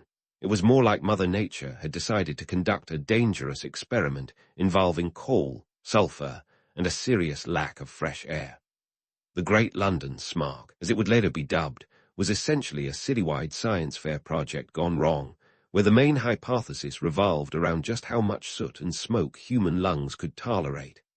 Ah, yes, the Victorian Christmas, often romanticized as a time of festive lights and cheerful caroling, thanks largely to Charles Dickens and his compelling knack for storytelling. Dickens had a talent, no doubt, but he also had a penchant for glossing over the grittier details, like the fact that the London fog was actually more of an airborne poison cloud, thanks to a heady mix of industrial emissions and household coal fires. Between 1880 and 1890, Londoners burned through about 5 million tons of coal annually. That's enough to fill the British Museum 10 times over if you ever had the inclination to try. This fog wasn't just a mood setter for a Scrooge redemption arc. It was a public health hazard. Respiratory infections, bronchitis, and other lung-related ailments spiked during the winter months. In 1873, a particularly nasty bout of smog contributed to over 700 extra deaths in just 1 week. It was like the city was hosting an unwanted and deadly Christmas visitor. During these times, the air was so thick that people didn't need to walk through it as much as they needed to wade, and if they didn't choke on it, they'd probably get lost in it. Visibility often dropped to just a few feet, which made everything from navigating the crowded streets to finding your way home after a long day at work a sort of blindfolded trust exercise. Now, don't get me wrong. There were indeed festive lights twinkling through the haze, if you were lucky enough to catch a glimpse. The wealthy areas of the city, where gas lamps illuminated the streets, almost managed to make the smog look like a soft focus filter. The affluent celebrated with lavish parties and tables groaning under the weight of roast goose and plum pudding. It was a time when the upper crust of society could afford to throw extravaganzas that would put any modern influencer to shame. But here's the thing about Dickensian London. For every cheerful carol and festive feast, there was a darker counterpart lurking in the shadows. You see, while the well-to-do were busy hanging mistletoe and sipping mulled wine, a significant portion of the city's inhabitants were enduring a very different kind of Christmas. The social stratification of London during this era was glaringly apparent, like the difference between a sparkling holiday display and the dim alleyways that lay just out of sight. The divide between rich and poor wasn't just a gap. It was a chasm, as wide as the River Thames and twice as treacherous. For the impoverished, Christmas was less about merriment and more about survival. Workhouses, those infamous institutions designed to help the poor, were bursting at the seams. By 1850, there were over 200 workhouses in London alone, housing thousands of the city's most vulnerable. The conditions were so dire that one might argue Scrooge, before his ghostly interventions, would have felt right at home. In workhouses, the air might have been marginally clearer than the streets outside, but the atmosphere was anything but festive. Imagine spending Christmas in a place where the primary gift was a few extra ounces of gruel, and you get the picture.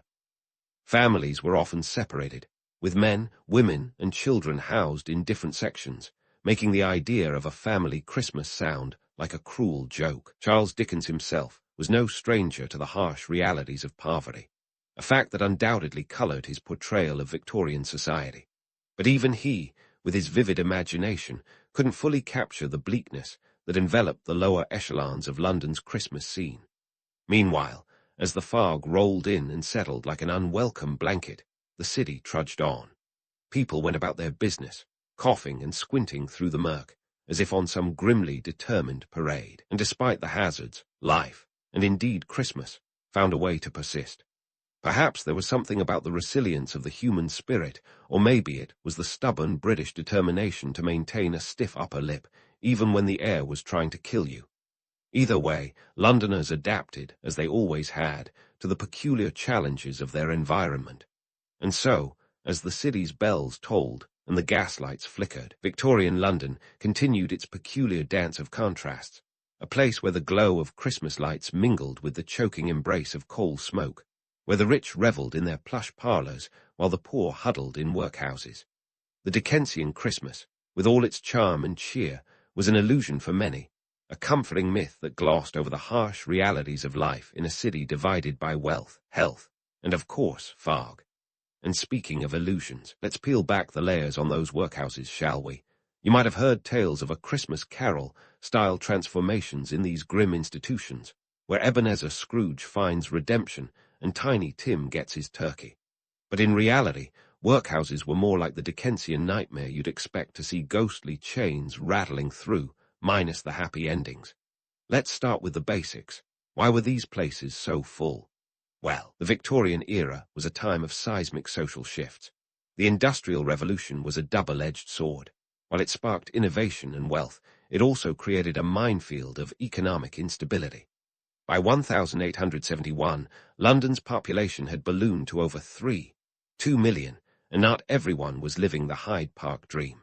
Those gold-paved streets, more like cobblestones with a high unemployment rate. Many were displaced from rural areas as agriculture became mechanized, leading to a flood of workers in the cities seeking jobs that just weren't there. Enter the workhouse, a government-sanctioned safety net with a catch. Established by the Poor Law Amendment Act of 1834, these institutions aim to make poverty so unappealing that only the truly desperate would seek refuge there. By 1840, the number of workhouses in England and Wales had swelled to over 350, housing approximately 200,000 people. Talk about an overcrowded party where the only favor was a bowl of gruel. Life inside these brick fortresses was about as festive as a damp sock. Imagine celebrating Christmas with nothing but a few extra ounces of watery stew, and if you were really lucky, an orange or a bit of pudding to add some cheer. The whole idea was to strip away any sense of comfort or dignity. Families were split up upon entry, with men, women, and children herded into separate wards. It was like a grimy game of musical chairs, where the music was a dirge, and the prize was a lumpy mattress. The conditions were harsh enough to make even Dickens wince. In 1865, the workhouse at St. Marylebone housed over 1,600 souls, crammed into a space intended for 1,000. Each person had less personal space than a modern prison cell. Talk about living on top of each other. If you thought your holiday family gatherings were cramped, imagine sharing a straw-filled bed with strangers. The daily routine was regimented, and labor was compulsory. Picture cleaning stones or breaking rocks, a mandatory workout that wouldn't exactly make the CrossFit crowd jealous. But who ran this Dickensian dystopia? Boards of guardians, they were called, local administrators who oversaw workhouse operations. Imagine your local government officials doubling as jailers with a side of Scrooge. These guardians operated under the tight-fisted guidance of the Poor Law Commissioners, with strict cost controls in place. The aim was efficiency, not empathy. In 1846, the average cost per inmate was around £7 per year, which is roughly £900 in today's money. Let's just say it wasn't exactly a five-star experience. Despite the grim atmosphere, Christmas was marked, albeit barely. The workhouse diet, normally a parade of gruel and bread, might receive a minor upgrade on Christmas Day. A bit of meat might grace the table, and if the stars aligned, a dollop of pudding might appear. It was a nod to the holiday, a flicker of warmth in an otherwise cold existence. But make no mistake, for most inmates, Christmas joy was as elusive as a fog-free London winter. And while we're debunking myths, let's address the notion of workhouse reform being swift and benevolent. Sure, there were voices of change, like the journalistic crusades of Henry Mayhew, whose detailed exposés of London's poor highlighted the need for reform. But altering the system was like turning the Titanic with a teaspoon. The workhouse ethos, designed to deter the idle and unworthy, persisted well into the late 19th century, with significant improvements only trickling in over time. Meanwhile, outside these drab walls, the rest of London carried on with its dual personality. The affluent neighborhoods glistened with Christmas finery, while the less fortunate navigated a holiday season that was more about survival than celebration. The contrast was stark. A Victorian version of the haves and have-nots played out against a backdrop of coal smoke and gaslight. So, there you have it. The real Victorian workhouse Christmas, a far cry from the redemptive cheer we've often been sold. The facts don't jingle quite as merrily as the myths, but they do offer a sobering reminder of the era's social dynamics. A time when the spirit of Christmas had to fight its way through layers of soot, poverty, and a system that seemed to forget the very humanity it was meant to serve. As we delve deeper into this tale of contrasts, stay tuned for more insights into how Londoners, rich and poor, navigated the holiday season in a city divided by wealth and health. And just like that, the world outside the workhouse was tiptoeing ever more gingerly towards a Christmas that jingled with more commercial flair than spiritual sincerity. Yes, folks, it's time to pull back the velvet curtain and reveal the bustling Victorian marketplace, where Christmas was well on its way to becoming the retail juggernaut we know today. Picture this. It's the mid-19th century, and the Industrial Revolution is flexing its muscles, churning out goods faster than you can say, "God rest ye merry gentlemen." The Great Exhibition of 1851 had shown the world that Britain was both a manufacturing powerhouse and a trendsetter. So it's no surprise that Christmas, an occasion already dripping with nostalgia and goodwill, was next in line for a makeover with a price tag. Enter the Christmas card, the brainchild of Sir Henry Cole. Cole, who had a hand in everything from the Postal Service to the Victoria and Albert Museum, was a man of many talents. In 1843, he found himself too busy to pen personal holiday greetings and commissioned artist John Calcott hoarsely to design a card. The result, a charming three-paneled illustration showing a family enjoying a festive feast, flanked by scenes of charity. The first batch of 1,000 cards sold for £1 each, a tidy sum back then, roughly £5 today. Fast forward a few decades, and that humble card, once a novelty, had become a staple in homes across the country. By 1880, over 11 million Christmas cards were sent in Britain alone. It seemed that everyone wanted in on the action, from the postman to the penny post, both making merry off the Christmas card craze. But that's not all. As the printing press picked up speed, the designs became more elaborate, with Robins, Harley, and jolly old St. Nick himself gracing the covers. It was a festive free-for-all, a celebration on cardstock, and a shining example of how technology was turning tradition into a business opportunity. And let's not forget the boost from the penny post, a postal reform that dropped the cost of sending a letter to, wait for it, a penny.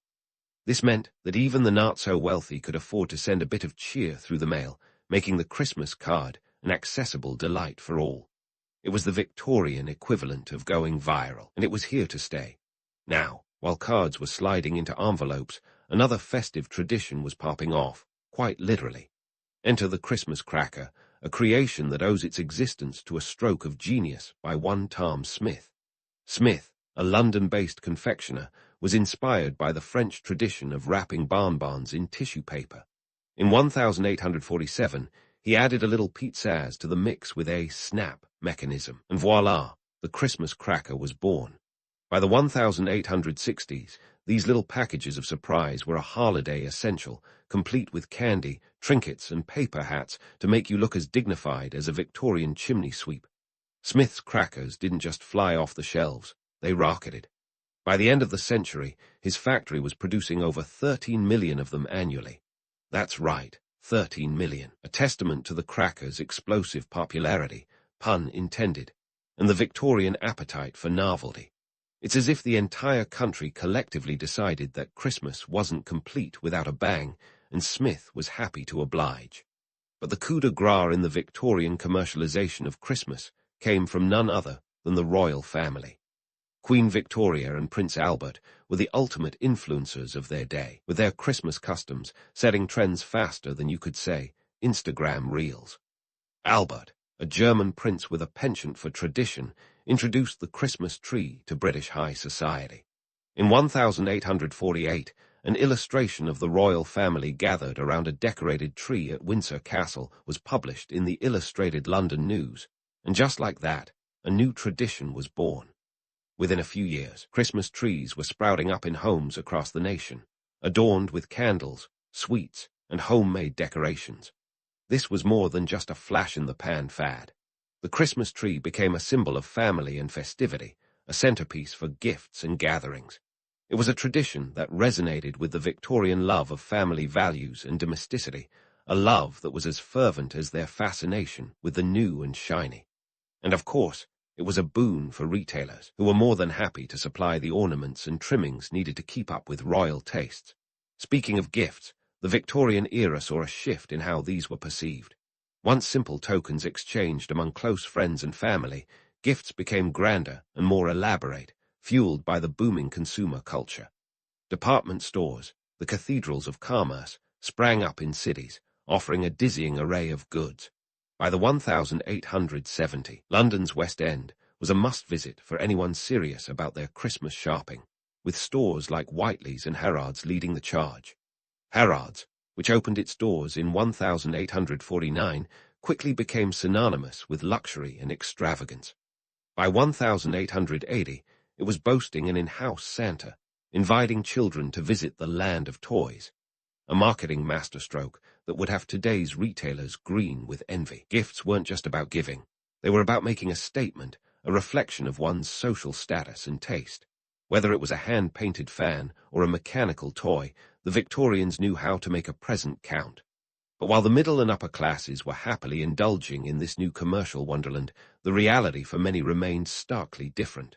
For the working classes, the notion of a lavish Christmas was as distant as the North Pole. Yet even here, the spirit of giving found its way, albeit on a more modest scale. The tradition of Boxing Day, celebrated on December 26th, offered an opportunity for the wealthy to give to their servants and the less fortunate. Boxes filled with leftover food, clothing, and small tokens were distributed, a gesture that was more about obligation than generosity, but nonetheless a lifeline for those in need. So, as the Victorian era marched on, Christmas transformed from a primarily religious observance into a commercial and cultural phenomenon, a season of spending that resonated through society like the peal of church bells on a crisp December morning. It was a time when the spirit of the holiday could be found in a sharp window display as much as in a church service, a testament to the era's complex dance between faith and finance. There you have it, the story of how Christmas in Victorian London became a spectacle of consumerism, shaped by technological advances, royal influences, and a burgeoning middle class eager to embrace new traditions. As we unwrap this tale further, stay tuned for more revelations about how these trends played out against the backdrop of a city grappling with its own contradictions. The journey through Victorian Christmas isn't over yet, and there's plenty more history to deck the halls with. As Victorian London unfurled its Christmas tapestry, one could see the city bustling like a stage set for a grand production. Now, let's flip the switch and illuminate the era's obsession with festive lights and decorations, a dazzling display that both enchanted and divided the city. In the mid-19th century, London was experimenting with gas lighting like a kid with a new chemistry set. By 1823, the first gas streetlights flickered on in Pall Mall, casting a glow over the cobblestones that surely made the night seem less like a scene from Jack the Ripper, the musical. Gas lighting transformed the cityscape, turning dark, treacherous streets into something almost inviting. By 1860, over 30,000 gas lamps lit London's major thoroughfares, consuming a staggering 3 million cubic feet of gas annually. These lamps were the city's attempt to put a cozy glow on a place that often felt more like a cult-choked dungeon. Now, if you think lighting up a city was a purely aesthetic choice, think again. This was a time when the Industrial Revolution was a well-oiled machine, and anything that made commerce easier was worth its weight in gold, or gas, in this case. The gaslight not only fueled nighttime shopping sprees, but also extended working hours, proving that not even the festive season could escape the clutches of capitalism. The cost was significant. Maintaining a gas lamp was about £2 per year, which might not sound like much today until you realize that's equivalent to roughly £250. Multiply that by 30,000, and you see the hefty price tag of keeping the city aglow. But hold on to your top hats, because electric lighting was about to crash this gaslit party. By the late 19th century, electricity started making its way into public life, albeit with the subtlety of a fireworks display. In 1878, the Holborn Viaduct became the first street in the world to be illuminated by electric light, courtesy of the newly invented arc lamps. It was a moment that must have felt like witnessing wizardry, with Londoners gawking like tourists at a magic show. These lights were 10 times brighter than gas, and they didn't come with the added bonus of potentially exploding. Talk about an upgrade. The economic implications were electric, too. An arc lamp might cost upwards of £130 to install, a small fortune at the time. But the long-term savings on fuel and maintenance promised to be revolutionary. By 1882, the first public electricity supply was set up in London, and the city began its slow transition from gas to electric light. It was a technological leap that promised to change the very fabric of urban life, making the city safer and more vibrant at night, and paving the way for the neon-lit jungles we know today. Now, let's talk about those festive lights. You know the ones, the twinkling decorations that make even the grumpiest Scrooge crack a smile. By the 1880, shopkeepers in affluent areas like Oxford Street were stringing up gaslit Christmas displays, turning their windows into glowing advertisements for the season. These displays were less about spreading joy and more about luring in customers like moths to a flame, albeit a very stylish flame. The effect was dazzling, a precursor to the modern holiday spectacle, yet another reminder that even Christmas was up for commercialization. But before we get swept away by this glowing narrative, let's not ignore the shadows it cast. For every street shimmering with festive lights, there were alleys that remained as dark and cold as a miser's heart.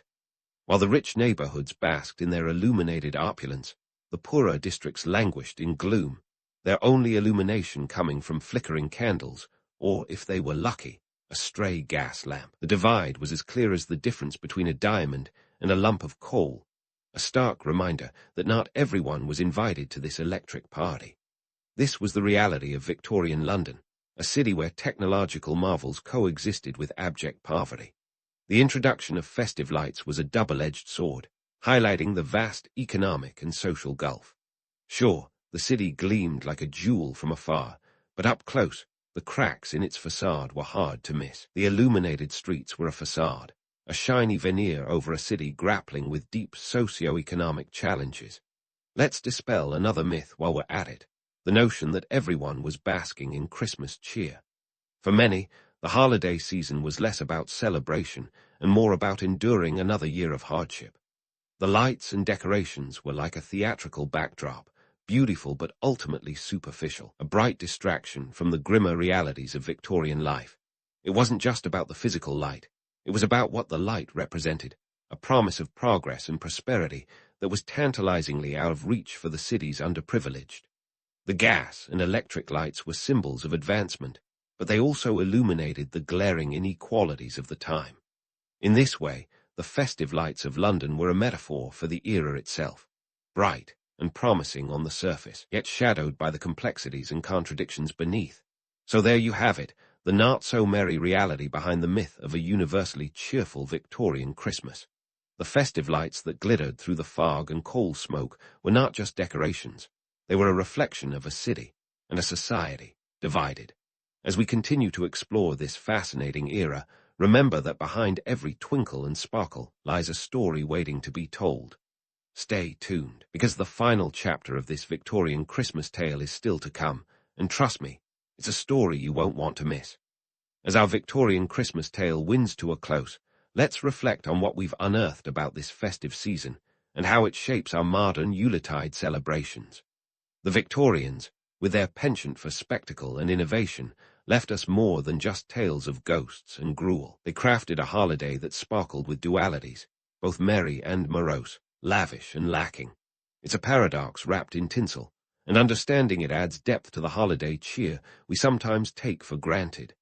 Let's start with the lasting legacy of those Dickensian stories that have become as much a part of Christmas as the turkey we overcook each year. Charles Dickens, bless his literary sarks, did more than just pen a ghost story. He redefined Christmas. His A Christmas Carol, with its transformative moral arc, gave the holiday a narrative spine that emphasized charity, goodwill, and the redemptive power of the season. It's a theme that endures, even as we swap out chestnuts for chestnut lattes. But Dickens also gave us a glossed-over version of reality, where social change seemed achievable in just one night's sleep. The truth was far messier, with societal reform moving at the pace of a tortoise in a snowstorm, rather than a sprint led by spectral guides. Take the workhouses, for instance. In the public imagination, they're often softened by the redemptive glow of Dickens' pen. But these institutions were far from the warm, transformative havens they might seem. The Poor Law Amendment Act of 1834 was less about providing help and more about reinforcing the harsh principles of self-reliance and deterrence. It wasn't until the early 20th century that significant reforms improved conditions, proving that real change wasn't as simple as a spirited visit from Jacob Marley. In our modern world, the echoes of these social challenges persist, reminding us that while our Christmas tables might be laden with abundance, there are still those for whom this season is about as joyful as a snowball to the face. Then there's the commercial juggernaut that Christmas has become, legacy that we can thank, or blame, on our Victorian forebears. The introduction of Christmas cards and crackers, once novelties, are now ubiquitous traditions. The Victorians turned Christmas into a retail event, a trend that exploded like a cracker joke gone wrong and continues to jingle all the way to the bank. By the time Queen Victoria's reign ended in 1901, Christmas had morphed into a celebration of not just spirituality, but goods and gifts, setting the stage for the shopping frenzy we know today. It's a double-edged sword, where the joy of giving is sometimes overshadowed by the pressure of spending, a reminder that holiday cheer is often accompanied by a hefty bill. But let's not be too harsh on those gaslit street spectacles and Christmas markets. They brought beauty and a sense of community to an otherwise dreary winter. The twinkling lights that inspired wonder also, ironically, highlighted the stark disparities between the haves and have-nots. Yet, these displays of festive excess weren't just about consumerism. They were a communal experience, a chance for even the less fortunate to glimpse something magical, if only for a moment. It's a tradition that endures in our modern holiday light displays, which continue to draw crowds in search of that elusive festive spirit. And speaking of traditions, one can't overlook the influence of the royal family, whose festive practices were the Victorian equivalent of trending on TikTok. When Prince Albert introduced the Christmas tree to Britain, it wasn't just a decorative innovation. It was a cultural shift, a move that transformed how the nation, and eventually the world, celebrated Christmas. Today, as we untangle the lights and wrestle with the tree stand, were participating in a custom that Albert popularized, a royal endorsement that turned a German tradition into a global phenomenon. As we wrap up this historical sleigh ride, it's worth pondering the complex legacy of the Victorian Christmas. It's a blueprint for our modern celebrations, with all their joys and contradictions. The Victorians gave us a season steeped in both merriment and melancholy, a time for both generosity and reflection. They set the stage for a holiday that's as much about festive lights and family gatherings as it is about acknowledging those who watch the sparkle from the shadows. It's a reminder that, even as we indulge in holiday cheer, the spirit of Christmas invites us to look beyond our own tables and consider the broader world. So, as the bells toll and the last of the Christmas crackers are pulled, let's toast to the Victorians, those pioneers of the modern Christmas experience. They taught us that the season is a tangle of tradition and transformation, a dance between darkness and light. And perhaps, in their legacy, we find an invitation to create a Christmas that honors both the joy and the challenges of the world we live in. Because, in the end, isn't that what the true spirit of Christmas is all about? In the ancient arena of civilization, where marble statues and toga-clad debates were all the rage, Athens and Sparta strutted their stuff like the Kardashians of the Greek world. Think of them as the original frenemies, each city-state with its own flair and an insatiable appetite for outshining the other. Athens, with its love affair with democracy and philosophy, was the cerebral sibling, constantly pondering the meaning of life over a symposium like Socrates was pouring the wine. Meanwhile, Sparta was the no-nonsense jock, flexing its military muscle and scoffing at Athenian intellectualism like it was an annoying little brother trying to borrow the car. Let's break it down.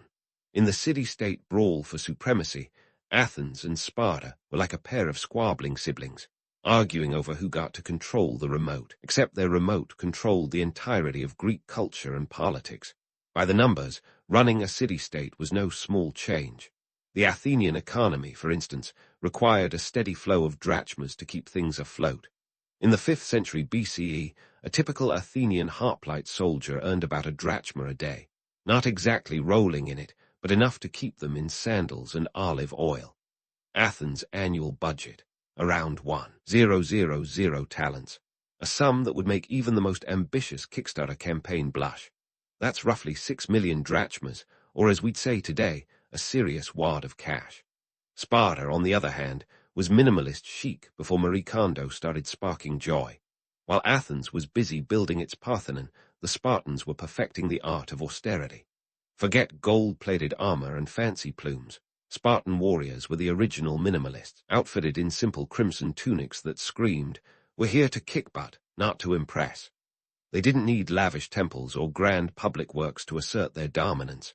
Instead, they doubled down on discipline, rigor, and the occasional terrifying war chant, a sort of ancient, less is more philosophy, if you will. Now, don't get it twisted. Athenian democracy was more like a messy backyard barbecue than a well-oiled machine. Citizens, by which I mean free male citizens, not women, slaves, or medics, gathered in the ecclesia or assembly to debate policies like they were discussing the latest plot twist in Game of Thrones. Decisions were made by majority rule, which, let's be honest, sometimes resembled a chaotic Twitter debate more than a dignified parliamentary session. But hey, it was revolutionary for its time, a prototype of participatory governance that still resonates today. Athens loved to boast about its democratic ideals, but it wasn't all sunshine and philosophical discourse. Politicians were often more concerned with their own power plays than the well-being of the polis. Case in point, the notorious Alcibiades, whose backstabbing antics during the Peloponnesian War would put any reality TV villain to shame. Meanwhile, in Sparta, life was all about simplicity and strength. Babies were inspected for defects at birth and chucked into the abyss if they didn't meet the exacting Spartan standards. Dark right. But for them, it was survival of the fittest, taken to a disturbingly literal level. Spartan society was a well-oiled military machine, with boys entering the agoge, or rigorous training program, at the tender age of 7. Forget about playing with toy soldiers. They were becoming real ones. By the time they were 20, they were full-fledged soldiers, expected to dine in communal messes and live in barracks until age 30. It was like a lifelong boot camp, with just a smidge more olive oil. For Spartan women, life wasn't exactly a cakewalk either. They were expected to be strong, physically fit, and capable of managing the household while their husbands were off waging war.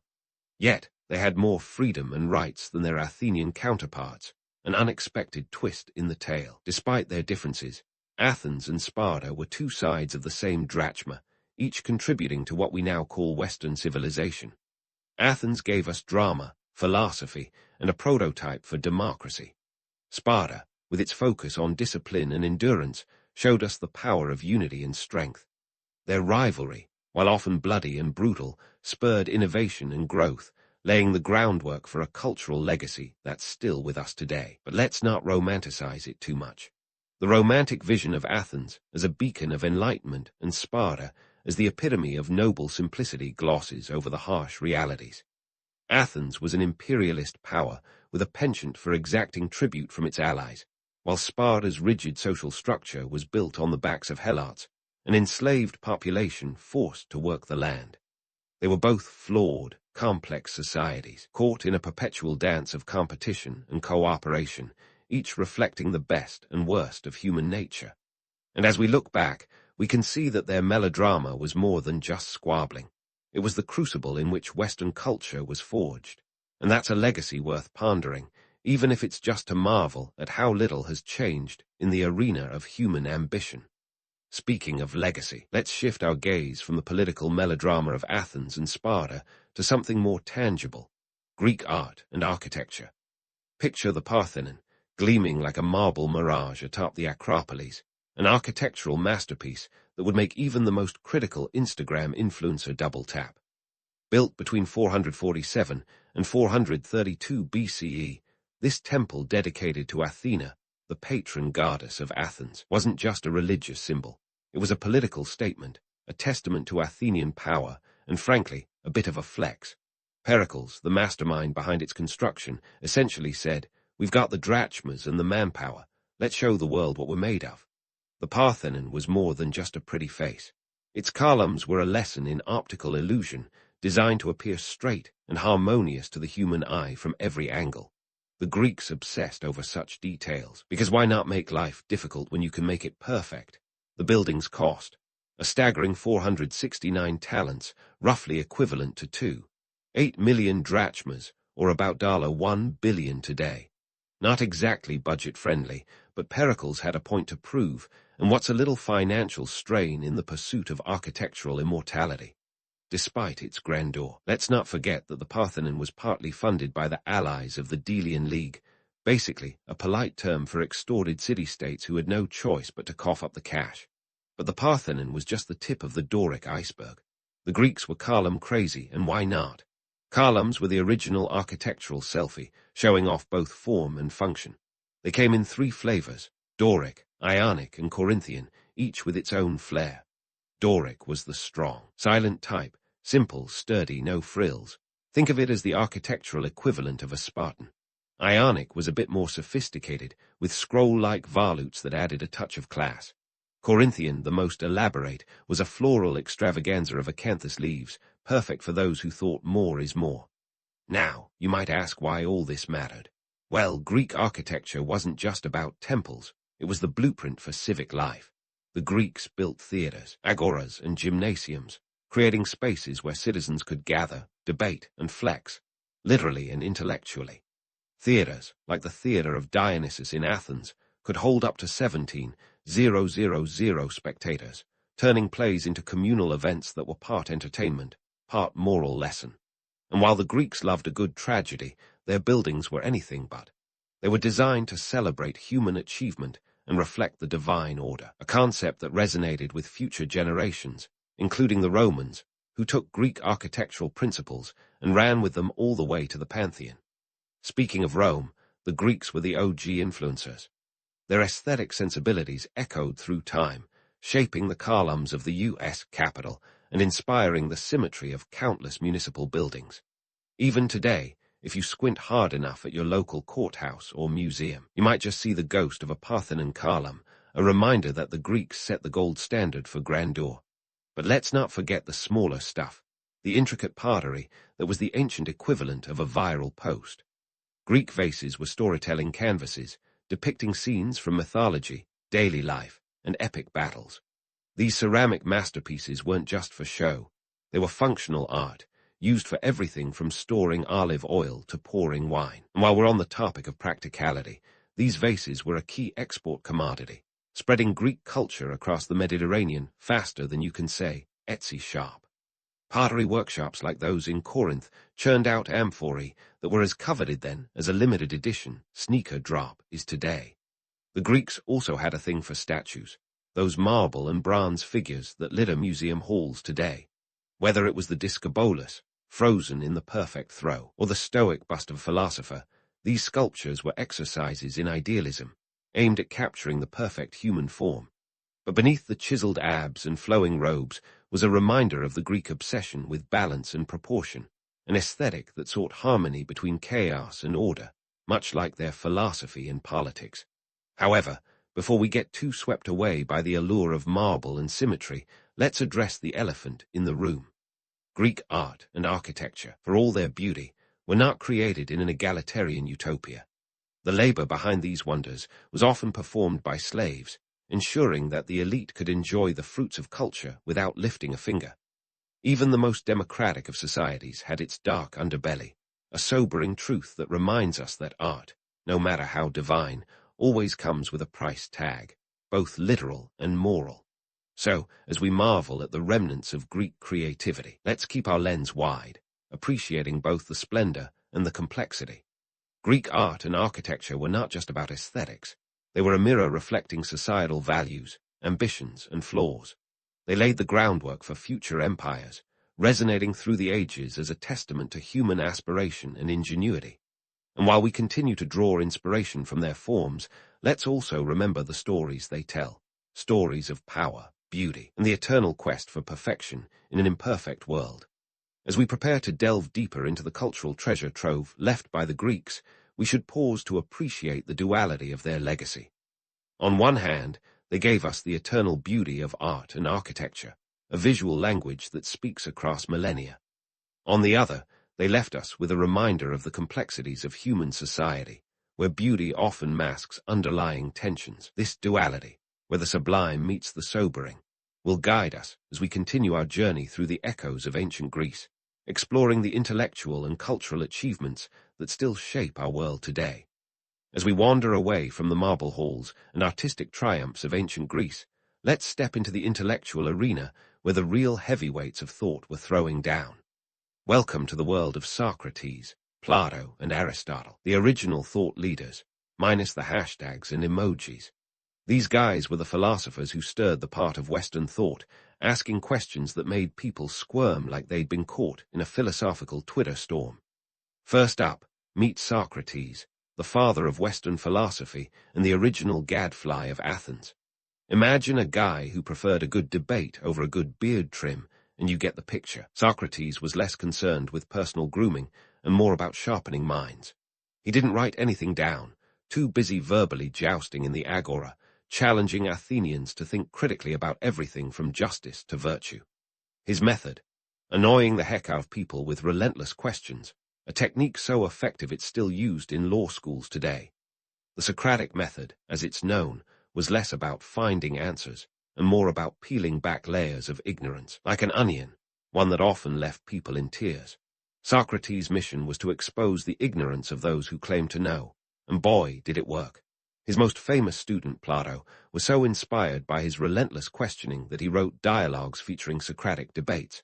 But let's not sugarcoat it. Socrates wasn't universally loved. In 399 BCE, he was sentenced to death for corrupting the youth and impiety, basically a pain in the Athenian backside. His execution was less a triumph of justice and more a cautionary tale about the dangers of questioning the status quo. The dude drank hemlock, a move that sealed his status as a martyr for free thought, leaving us with the uneasy lesson that truth-seeking often comes with a hefty price tag. Enter Plato, Socrates' star pupil, and the man who took Socratic ideas to the next level. If Socrates was the gadfly, Plato was the bee, buzzing around with ideas that would sting the complacent and pollinate Western thought for centuries. Born in 428 or 427 BCE, Plato founded the Academy in Athens, a kind of ancient think tank where philosophy, science, and politics were all fair game. His dialogues, like The Republic, envisioned a society where philosopher kings reigned supreme, a utopia where the wise ruled over the clueless masses. It's a concept that sounds appealing until you realize it's a bit like putting the most cerebral kid in charge of the playground. Plato's philosophy revolved around the theory of forms, which proposed that the material world is just a shadow of a higher, more perfect reality. Think of it like the Matrix, but with togas. In this realm of forms, everything has an ideal version: chairs, trees, even justice. It's a heady concept, one that makes you question the very nature of reality and what it means to know anything at all. But Plato wasn't just a dreamer. He was a pragmatist who understood the power of ideas to shape societies. His academy trained generations of thinkers, influencing everything from Roman law to the Renaissance. Now, let's talk about the third member of this philosophical trifecta, Aristotle. If Socrates was the questioner and Plato the idealist, Aristotle was the practical one, the philosopher who rolled up his sleeves and got down to the nitty-gritty of how things actually work.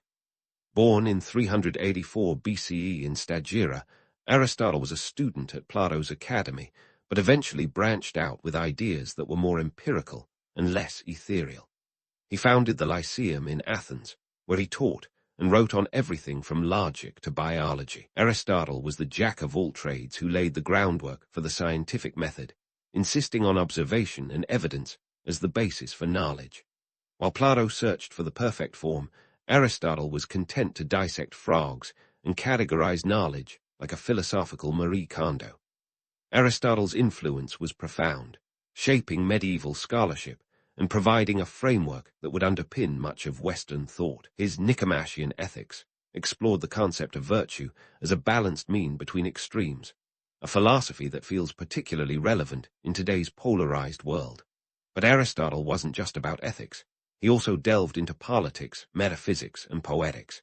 He even tutored a young Alexander the Great, who would go on to conquer half the known world, proving that Aristotle's reach extended far beyond the classroom. Despite their differences, Socrates, Plato, and Aristotle shared a commitment to exploring the deepest questions of existence. They were the OG thought leaders, whose dialogues and treatises continue to resonate, challenging us to think harder, question more, and never settle for easy answers. But let's not get too romantic about it. These guys were products of their time, grappling with the same messy realities we face today: political turmoil, social inequality, and the eternal struggle between ideals and reality. Their legacy is a reminder that philosophy isn't just an academic exercise. It's a vital tool for navigating the complexities of life. As we ponder their contributions, let's also remember that their insights came at a cost. Socrates' trial and death highlight the dangers of challenging authority, while Plato's idealism and Aristotle's empiricism remind us that balancing theory and practice is a perpetual juggling act. These philosophers may have walked into a symposium, but they left behind a legacy that's anything but a philosophical hangover. Instead, it's a call to action, a reminder that the pursuit of wisdom is a journey worth taking, even if it means questioning everything we hold dear. As the echoes of philosophical debates fade into the background, let's swing the spotlight onto a different kind of Athenian stage, the Greek theater, where drama was as essential to life as olive oil and gossip. You see, in ancient Greece, theater wasn't just entertainment. It was an event, a ritual, and a communal experience all rolled into one. Picture it as the ancient equivalent of a blockbuster movie premiere, complete with toga-clad crowds and an amphitheater as grand as any IMAX. Now, let's talk economics because, surprise, surprise, even the ancient Greeks knew that art doesn't come cheap. Theaters like the massive theater of Dionysus in Athens didn't pop up overnight. These architectural marvels were crafted with the precision of a sculptor chiseling his masterpiece, seating a jaw-dropping 17,000 spectators, almost half the population of a small Greek city-state. This wasn't just a place to catch a play. It was a social hub, a political arena, and a venue where the lines between actor and audience blurred faster than you can say method acting. Tickets to these theatrical festivals, especially during the city Dionysia, were often subsidized by the state. Yes, that's right. The government footed part of the bill, a sort of ancient arts grant to ensure that everyone from the wealthiest aristocrat to the poorest laborer could witness the works of playwrights like Sophocles, Euripides, and Aristophanes. But don't let the state sponsorship fool you into thinking this was some kind of charitable endeavor. The plays were a potent mix of cultural propaganda and moral lessons, often reflecting the political tensions and societal norms of the day. Speaking of playwrights, let's give a nod to Sophocles, the man whose plots were thicker than a Spartan's biceps. Sophocles wasn't just spinning tales for kicks. He was weaving narratives that tapped into the collective psyche, exploring themes of fate, power, and the gods' whims. His play Oedipus Rex is a prime example, a tale of a king doomed by prophecy to kill his father and marry his mother. Talk about family drama. Yet, beneath the scandalous plot twists, Sophocles was unraveling deep philosophical questions about destiny and free will, questions that had audiences pondering long after the final act. But it wasn't all tragedy and tears. Enter Aristophanes, the comedic genius who knew that sometimes laughter was the best medicine for a city-state embroiled in wars and political strife. His plays, like Lysistrata, were as much about belly laughs as they were about biting satire. Imagine women staging a sex strike to end a war. Outrageous, yes, but also a sharp critique of the male-dominated society. Aristophanes wielded comedy like a double-edged sword, poking fun at politicians, philosophers, and even the gods, all while delivering a powerful social commentary. Theatre in ancient Greece was more interactive than a modern-day Twitter thread. Audiences were not passive observers. They were vocal participants who cheered, jeered, and sometimes even pelted the stage with fruit if they didn't like the performance. In fact, audience participation was so integral that plays often included a chorus, a group of performers who interacted with the actors and audience, providing narration, commentary, and occasionally moral judgment. But let's not sugarcoat it. Greek theatre, like most things in ancient Greece, came with its own set of harsh realities. Women, for instance, were not allowed to act, so men donned wigs and masks to play female roles. Talk about a drag show with a classical twist. And those masks, they weren't just for theatrical flair. They helped project the actors' voices across the vast open-air theatres, necessity in a time before microphones and amplifiers. The cultural significance of these theatrical productions can't be overstated. They were the ancient Netflix originals, a mix of tragedy and comedy that provided not just entertainment, but also a medium for communal reflection. The themes explored on stage resonated with the political and social issues of the day, acting as both a mirror and a megaphone for Athenian society. It was art as activism, and sometimes art as anarchy. Now, let's talk money. Putting on these productions was no small feat. The cost of costumes, masks, and sets fell to wealthy citizens who served as choirgoi, producers of sorts, who funded the productions in exchange for prestige and public recognition. This was a society where wealth and power were closely intertwined with cultural patronage, and sponsoring a hit play could elevate one's social standing faster than you can say, Tony Award. Here's the kicker. Despite the glamour and grandeur, the world of Greek theatre was as competitive as a reality TV show. Playwrights vied for top honors at festivals, competing for prizes that were as much about bragging rights as they were about artistic merit. The stakes were high, and the pressure was palpable, but so was the potential for immortality. After all, the names of the greatest playwrights have echoed through the ages, their works surviving despite the ravages of time. So, as we take a bow from our tour of Greek theatre, let's remember that these performances were more than just ancient entertainment. They were a vital part of civic life, a reflection of the human condition, and a testament to the power of storytelling. The echoes of these performances still resonate today, reminding us that while the stage may have changed, the core of human drama remains timeless. As we close the curtain on this act, prepare to step into the next chapter of our journey through ancient Greece, where we'll explore the lasting impact of these cultural spectacles and the indelible mark they left on Western civilization. There's more to come, so keep your togas on and your minds open as we continue to unravel the rich tapestry of Greek legacy. As we step away from the theatrical drama of ancient Greece, let's take a brief moment to untangle the threads of their cultural legacy, which is as tightly woven into the fabric of modern life as the intricate patterns on a Greek vase. The Greeks were the ultimate trendsetters, and their influence is more pervasive than a TikTok dance challenge. First, let's talk language.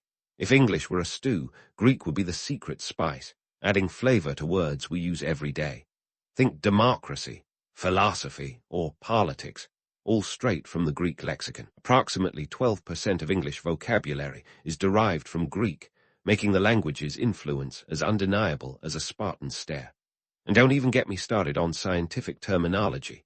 Greek is the Goda for naming everything from medical conditions to celestial bodies, because let's face it, hippopotamus sounds way cooler than river horse.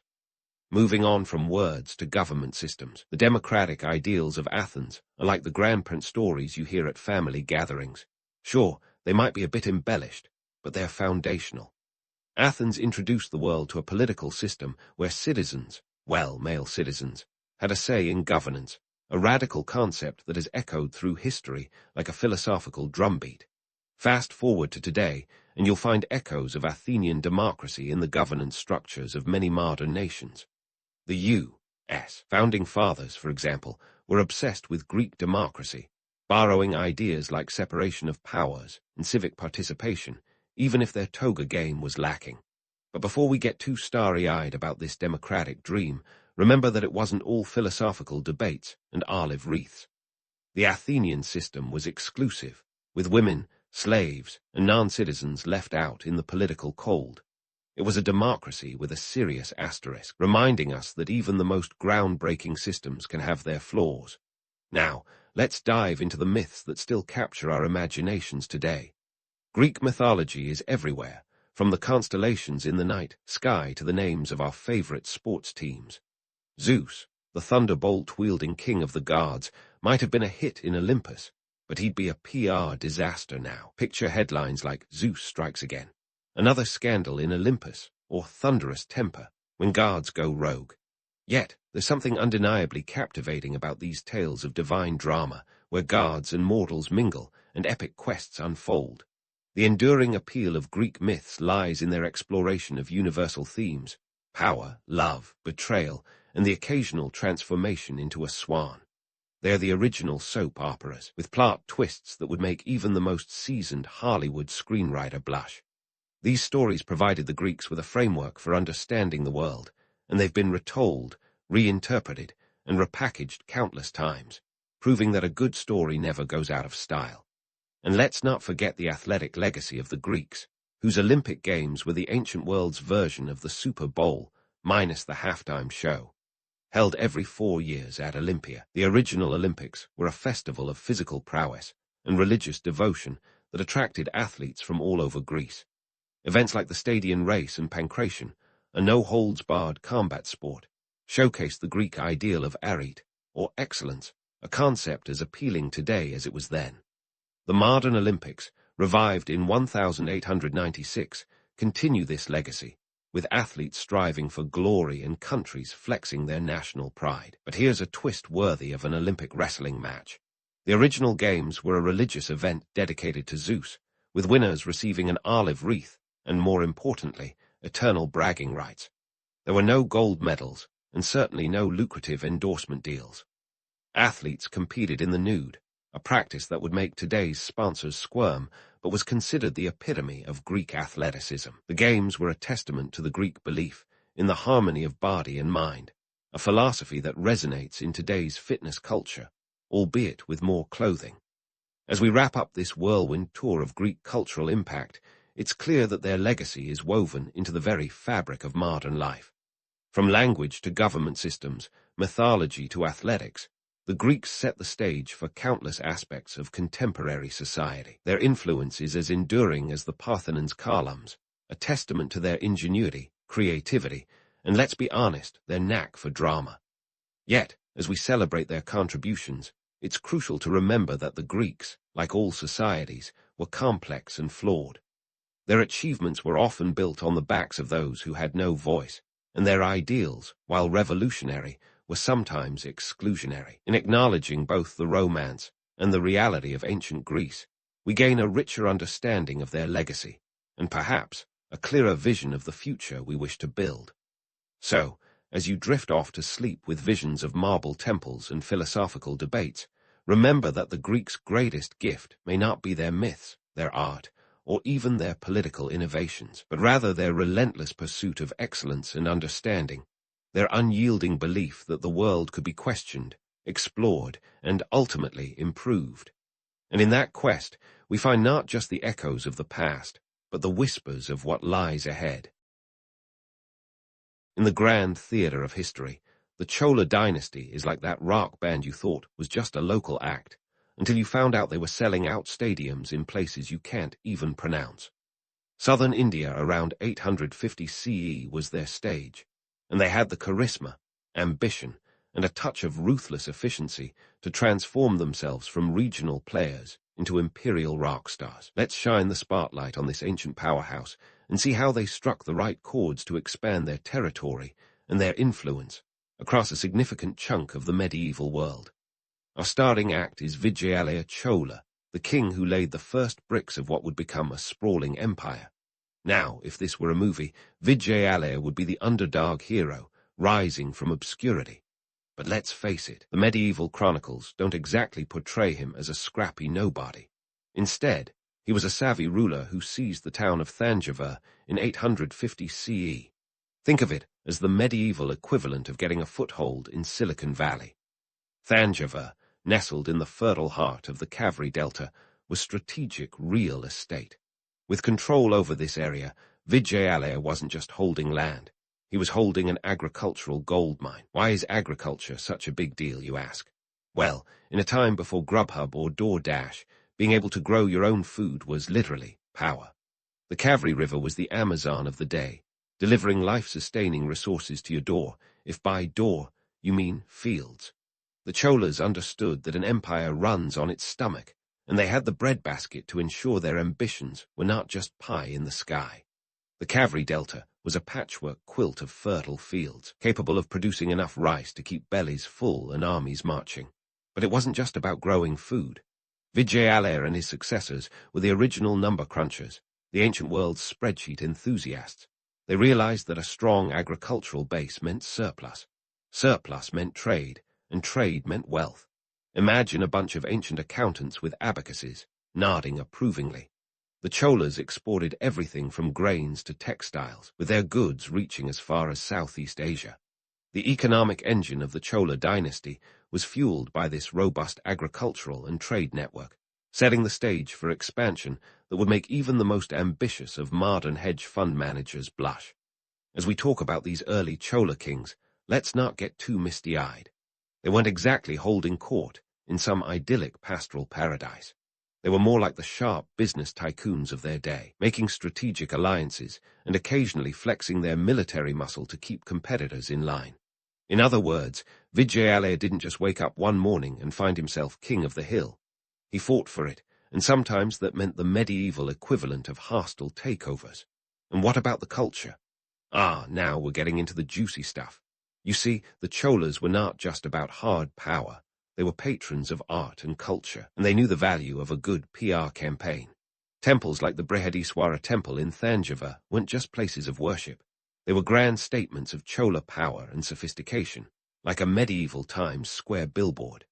These towering structures were not only architectural marvels, but also served as cultural hubs, nurturing a vibrant artistic scene that would leave an indelible mark on South Indian culture. So, where does this leave us? With Victorian Chola setting the stage, the Cholas were poised for greatness. They had the land, the resources, and the economic savvy to start thinking bigger. But let's not be too romantic. The rise of the Cholas wasn't some inevitable march of destiny. It was a complex dance of strategy, opportunity, and occasionally sheer luck. In the unpredictable theater of history, Victorian and his successors didn't just play their parts, they stole the show. As we move forward, we'll see how his descendants would take the family business to new heights, with a little help from their navy and a lot of ambition. But for now, let's take a moment to appreciate the groundwork laid by the early Cholas. After all, every empire has to start somewhere, and for the Cholas, it began with a keen eye for opportunity and a firm grip on the Kaveri Delta. As the Chola dynasty laid its roots in the fertile soil of the Kaveri Delta, it was clear that their ambitions stretched far beyond their own backyard. Enter Rajaraja Chola, the dynasty's very own maritime mastermind, who took the helm in 985 CE. If Vijayalaya was the dynasty's founding father, Rajaraja was the visionary CEO who saw the Indian Ocean not as a barrier, but as a highway of opportunity. Picture him standing at the helm of a ship, surveying the horizon, not just a king, but a captain steering his empire towards uncharted waters. Rajaraja was no slouch when it came to building a naval force that could rival the era's maritime heavyweights. Think of the Chola Navy as the medieval South Asian version of a top-tier naval fleet, minus the nuclear submarines, but with plenty of firepower. The Chola ships were not just vessels, they were floating behemoths, engineered to project power and instill awe. These beauties, crafted from local teak and other durable woods, were the ancient equivalent of luxury yachts mixed with battleships, capable of transporting not just soldiers, but also the cultural and economic aspirations of the Cholas across the Indian Ocean. Now, let's talk about the fleet's composition. The Chola Navy wasn't just a ragtag assembly of dinghies. Oh no, this was a well-orchestrated flotilla, complete with different classes of ships. There were the Kapal, the heavy lifters in the fleet, akin to today's aircraft carriers, minus the jets but with plenty of deck space for archers. The Valam, nimble and fast, were the corvettes of the Chola Navy, ideal for quick strikes and reconnaissance missions. Then there were the Parathis, the workhorses, used to transport troops and supplies. Each ship was a testament to Chola craftsmanship, with costs running into what we today call a king's ransom. Quite literally, the price tag on one of these could rival a small fortune, which is saying something when your currency isn't digital, but made of solid gold. Building such a fleet wasn't just about showing off, it was a strategic masterstroke. The Indian Ocean was the ancient world's Silk Road on water, a bustling highway of trade routes connecting the East and the West. Rajaraja knew that controlling these waters meant controlling the trade, and with control came wealth, influence, and the kind of power that could make even the most powerful of neighbors think twice before picking a fight. The Chola Navy wasn't just about protecting the homeland, it was about projecting power far beyond their shores, reaching as far as modern-day Indonesia and Sri Lanka.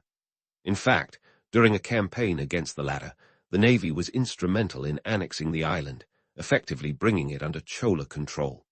Yet, let's not romanticize this too much. The Chola Navy was also a tool of imperial ambition, a means to enforce the dynasty's will across the seas.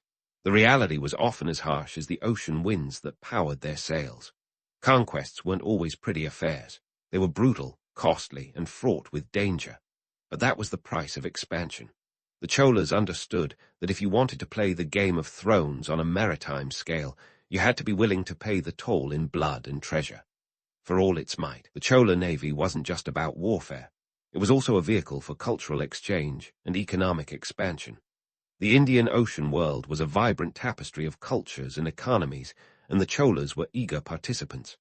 Their ships carried not just soldiers and traders, but also artists, scholars, and religious emissaries. This wasn't just a military operation, it was a cultural mission, spreading the influences of South Indian art, architecture, and religion far and wide. Temples dedicated to Hindu deities sprang up in Southeast Asia, a testament to the Cholas' soft power. They were, in a sense, cultural conquistadors, leaving an indelible mark on the regions they touched. Yet, let's not get swept away by the romance of the sea. The Cholas weren't benevolent missionaries. They were shrewd operators. Their expansion was as much about securing trade routes and resources as it was about spreading cultural influence. The Indian Ocean was a lucrative market, teeming with spices, textiles, and precious metals. By controlling the maritime routes, the Cholas ensured that a hefty portion of this wealth flowed into their coffers. It was a classic case of economic pragmatism wrapped in the cloak of cultural diplomacy. So, what's the takeaway here? Rajaraja Chola didn't just build a navy, he built a legacy on the waves. His reign marked a turning point, transforming the Cholas from a regional power into a maritime empire. But let's not mistake this as a tale of destiny fulfilled. It was a calculated gamble, a roll of the dice on the high seas. And as we continue to chart the course of the Chola dynasty, we'll see just how this naval prowess set the stage for even greater ambitions on the horizon. Keep your sea legs steady, because the next leg of our journey dives even deeper into the waters of history. As the Chola ships sliced through the Indian Ocean like a hot knife through butter, their ambitions weren't just limited to Sri Lanka. Oh no, they had bigger fish to fry, or perhaps more accurately, bigger lands to conquer. The Chola dynasty, under the leadership of Rajaraja Chola I and his successors, set their sights on Southeast Asia, a region teeming with resources and opportunities that could make even the richest trade moguls salivate. But let's cut through the romantic narrative here. The Cholas weren't embarking on a leisurely cruise. They were on a mission, a high-stakes venture that required meticulous planning and a fair bit of luck. The Indian Ocean, while a highway of opportunity, was also a treacherous beast, with monsoons that could turn the most carefully laid plans into flotsam and jetsam. Yet there they were, navigating not just the perils of the sea, but also the complex web of politics and trade in the region. The conquest of Sri Lanka was a major feather in the Chola cap, but it was also a logistical nightmare. Transporting troops and supplies across the sea was no small feat, and maintaining control over the island required constant vigilance. The Cholas had to be part conquerors, part administrators, and part diplomats, juggling the demands of warfare with the realities of governance. And while the ancient PR machine would have you believe that the Cholas were invincible, the truth was far more nuanced. Yes, they were powerful, but they were also human, dealing with the same supply chain issues and political headaches that keep modern CEOs awake at night. So, what was the Chola strategy for Southeast Asia? Imagine the region as a chessboard, with the Cholas moving their pieces to control key points. Their campaigns extended to the Malay Peninsula and the Indonesian archipelago, regions rich in spices, gold, and other commodities that could fill the Chola treasury to the brim. The Cholas were not just interested in conquering territory. They were building a trade empire, one that would allow them to control the flow of goods across the Indian Ocean. Yet, let's not sugarcoat their efforts with tales of seamless victories. The Chola campaigns in Southeast Asia were fraught with challenges. They faced resistance from local rulers who weren't exactly thrilled about hosting uninvited guests. The logistics of maintaining an overseas empire were daunting, with supply lines stretched thin and communication as slow as a carrier pigeon with a bad attitude. And while history books might gloss over these details, it's worth remembering that not every Chola venture was a smashing success. They had their share of setbacks and failures, moments when the tides of fortune turned against them. But here's where the Cholas excelled, in turning setbacks into opportunities. They were masters of spin, the ancient world's equivalent of a slick marketing campaign. When things didn't go as planned, they didn't sulk, they adapted. They shifted their strategies, forged new alliances, and sometimes even pulled off the medieval version of a rebranding exercise. If one route was blocked, they found another. It was this flexibility, this ability to pivot, that allowed the Cholas to maintain their influence in the region despite the odds. The Chola navy, for all its might, wasn't just a tool of war. It was also a conduit for cultural exchange. As Chola ships sailed to distant shores, they carried with them the art, architecture, and religion of South India. Temples sprang up in places like Java and Sumatra, monuments to the Cholas' far-reaching influence. These weren't just places of worship, they were statements of power, a way for the Cholas to assert their dominance without firing a single arrow. It was soft power at its finest, a way to win hearts and minds while bolstering their economic interests. Now, let's talk numbers for a moment. The cost of maintaining such an expansive navy wasn't chump change. We're talking about expenses that could rival the GDP of a small country. Each ship was a floating investment, and the Cholas spent lavishly to ensure their fleet was top-notch. But they also understood the return on investment. By controlling trade routes, they could tax the flow of goods, filling their coffers and funding further expansion. It was a virtuous cycle, one that fueled the Chola economy and kept their ambitions afloat. Yet, for all their prowess, the Cholas weren't immune to the harsh realities of empire building. The further they expanded, the more they had to contend with the complexities of ruling diverse peoples and territories.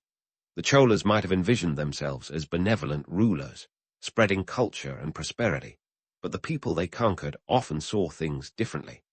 Resistance, simmered beneath the surface, and the Cholas had to navigate these tensions with the same skill they used to chart a course through stormy seas. As we reflect on the Chola naval campaigns, it's tempting to get swept up in the romance of it all, the grand ships, the exotic lands, the tales of adventure. But let's not forget the grit and grind behind the glory.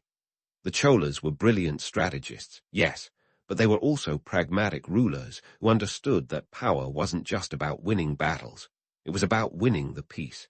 And as we continue our journey through history, with the horizon still stretching out before us, we'll see how this balance between might and diplomacy shaped the legacy of the Chola dynasty.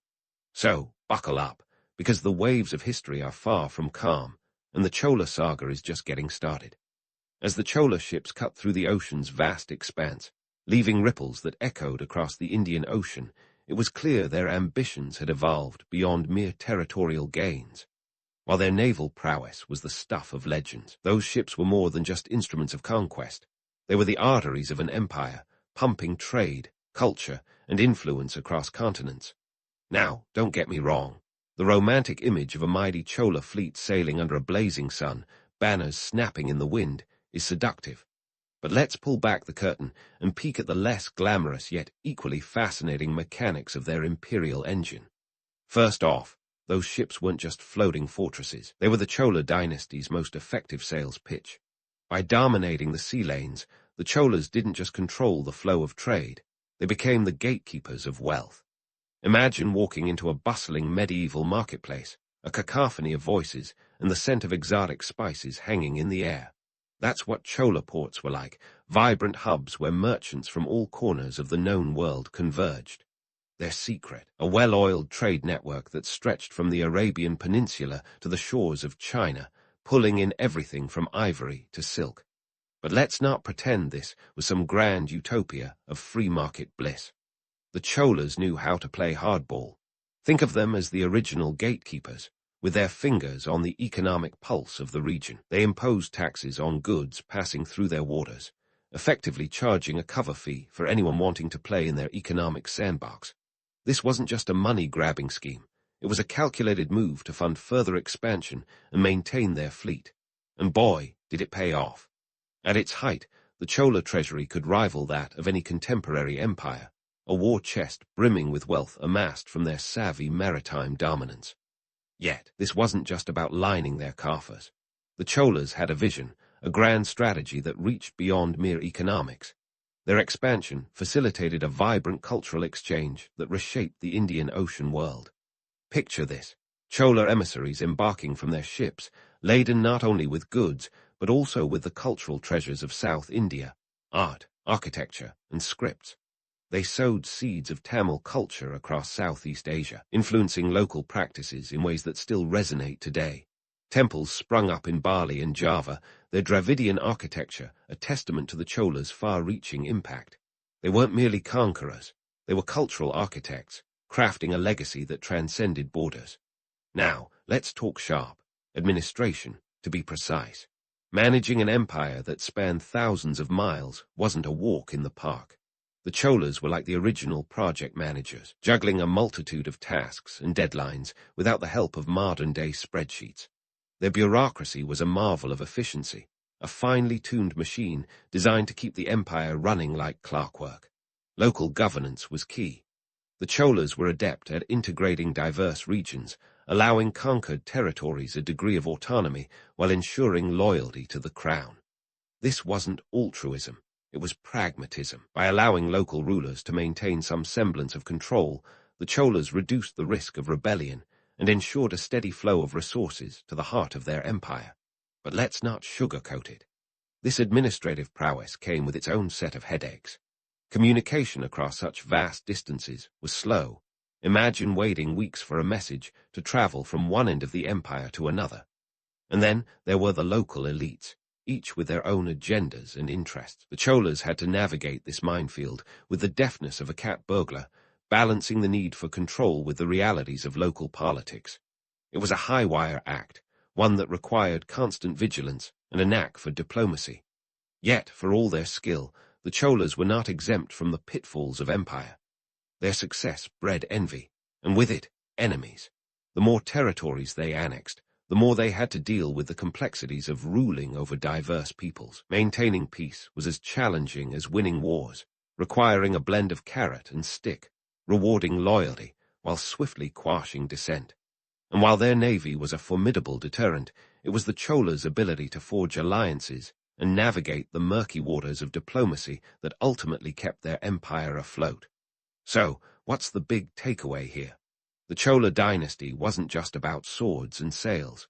It was about strategy and sophistication. They understood that true power came not from the sword alone, but from the ability to shape the world around them. They were the ultimate pragmatists, combining hard power with cultural influence to craft an empire that was as enduring as the temples they built. But as we chart the next chapter of their story, keep in mind that the tides of history are fickle. The Cholas' rise was meteoric, but every empire must face its own set of challenges.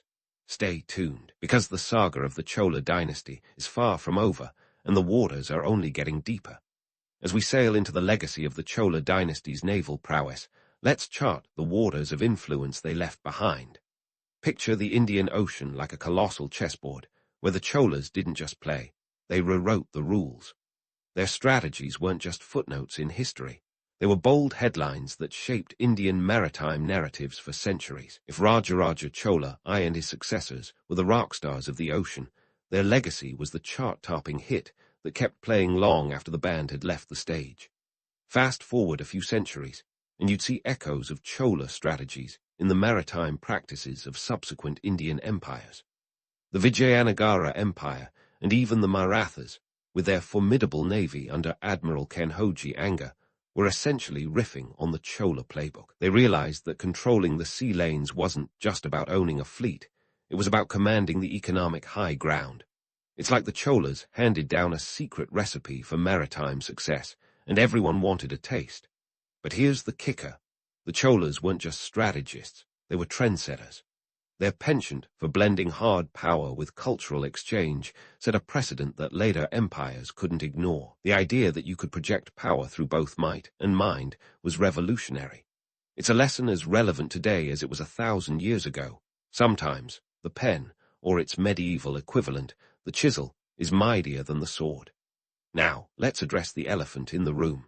Why did the Chola dynasty, despite its maritime might, eventually fade into the annals of history? Well, here's where the romantic narrative of invincible empires meets the harsh reality of entropy. Empires, much like your favorite rock bands, have a shelf life. No matter how many hits they churn out, the dynamics change, the audience evolves, and sometimes the lead singer decides he wants to go solo. For the Cholas, the decline wasn't a dramatic swan dive, but a gradual ebb.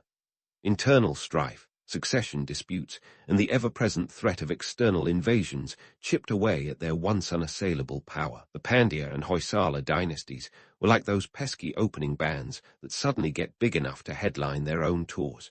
And let's not forget the rise of the Delhi Sultanate, which swept down from the north with the force of a monsoon, altering the political landscape of India forever. But before you start feeling too sorry for the Cholas, remember this. Their legacy isn't measured by the length of their reign, but by the breadth of their influence. Their innovations in naval architecture, like the division of their fleet into specialized classes of ships, became staples of maritime strategy in the region. And those cultural seeds they planted, they blossomed into vibrant traditions that still color the cultural tapestry of Southeast Asia today. So, what's the takeaway from this epic tale of tides and triumphs? Perhaps it's the realization that empires are like sandcastles, beautifully intricate but ultimately temporary. They rise with the tide, flourish in the sun, and eventually the waves of time reclaim them. Yet, even as the physical structures fade, the stories they inspire continue to ripple across history. The Cholas remind us that true legacy lies not in what you conquer, but in what you create. Now, let's spin this historical yarn into a modern context. Imagine a world where nations are no longer just competing for land, but for data, technology, and yes, even the stars. The seas of today stretch into cyberspace, and new empires are built on networks of information rather than fleets of ships. Yet, the principles remain eerily similar. Control the routes, influence the flow, and blend hard power with cultural diplomacy. If the Cholas were alive today, they'd probably be running the hardest tech startup, merging maritime logistics with cutting-edge innovation. They'd understand that in this global village, cultural exchange is as crucial as economic dominance, and they'd remind us that while the tools have changed, the game remains the same. It's about vision, strategy, and the relentless pursuit of excellence. In wrapping up our journey through the Chola dynasty's seafaring saga, let's remember that history, much like the ocean, is vast and unpredictable. It invites us to explore, to question, and ultimately to learn. The Chola story isn't just a chapter in the past, it's a lesson for the present and a guide for the future. So, as you drift off into the realm of dreams, let the waves of history wash over you, carrying the echoes of ancient ships and the timeless wisdom of those who dared to navigate uncharted waters. In the sun-soaked, sand-swept world of ancient Egypt, where the Nile River was the lifeline and the pyramids stood like colossal reminders of past power, Cleopatra was born into a family that could give any modern soap opera a run for its money. Forget about typical sibling rivalries. The Ptolemies took family feuds to the extreme, with a penchant for mixing politics with poison and turning every family dinner into a potential murder mystery. Cleopatra Roman 7 Philippa, known simply as Cleopatra to her friends and her enemies, wasn't just handed the title of pharaoh on a silver platter. She had to outwit a family that made Game of Thrones look like a friendly game of Monopoly. The Ptolemaic dynasty, a lineage that started with one of Alexander the Great's generals, was notorious for its, shall we say, colorful domestic arrangements. Cleopatra was born in 69 BCE into this maelstrom of ambition and treachery, with her father, Ptolemy Roman 12, affectionately nicknamed Orleats, or the flute player, though not for his musical prowess. His reign wasn't exactly a harmonious tune, with financial mismanagement that left the Egyptian coffers emptier than a pharaoh's tomb after a grave robbery. The young Cleopatra, by necessity, was a quick study in the art of survival. She was one of 6 known siblings, and in a family where the preferred method of resolving disputes often involved daggers rather than dialogue, this was crucial. When her father was exiled in 58 BCE, Cleopatra and her siblings were left in the precarious position of maintaining their grip on a throne as slippery as an eel in the Nile. Yet, Cleopatra was not just a silent observer in this political drama. She was a budding tactician, learning from her father's mistakes and the volatile tide of Egyptian politics. The economic landscape of Cleopatra's time was as complex as her family dynamics. Alexandria, the bustling capital and home to the famed Library of Alexandria, think of it as the internet of the ancient world, but without the cat videos, was the beating heart of the Ptolemaic kingdom. The city was a melting pot of cultures, languages, and ideas, with a population that rivaled that of Rome itself. It was here that Cleopatra received an education that was nothing short of extraordinary.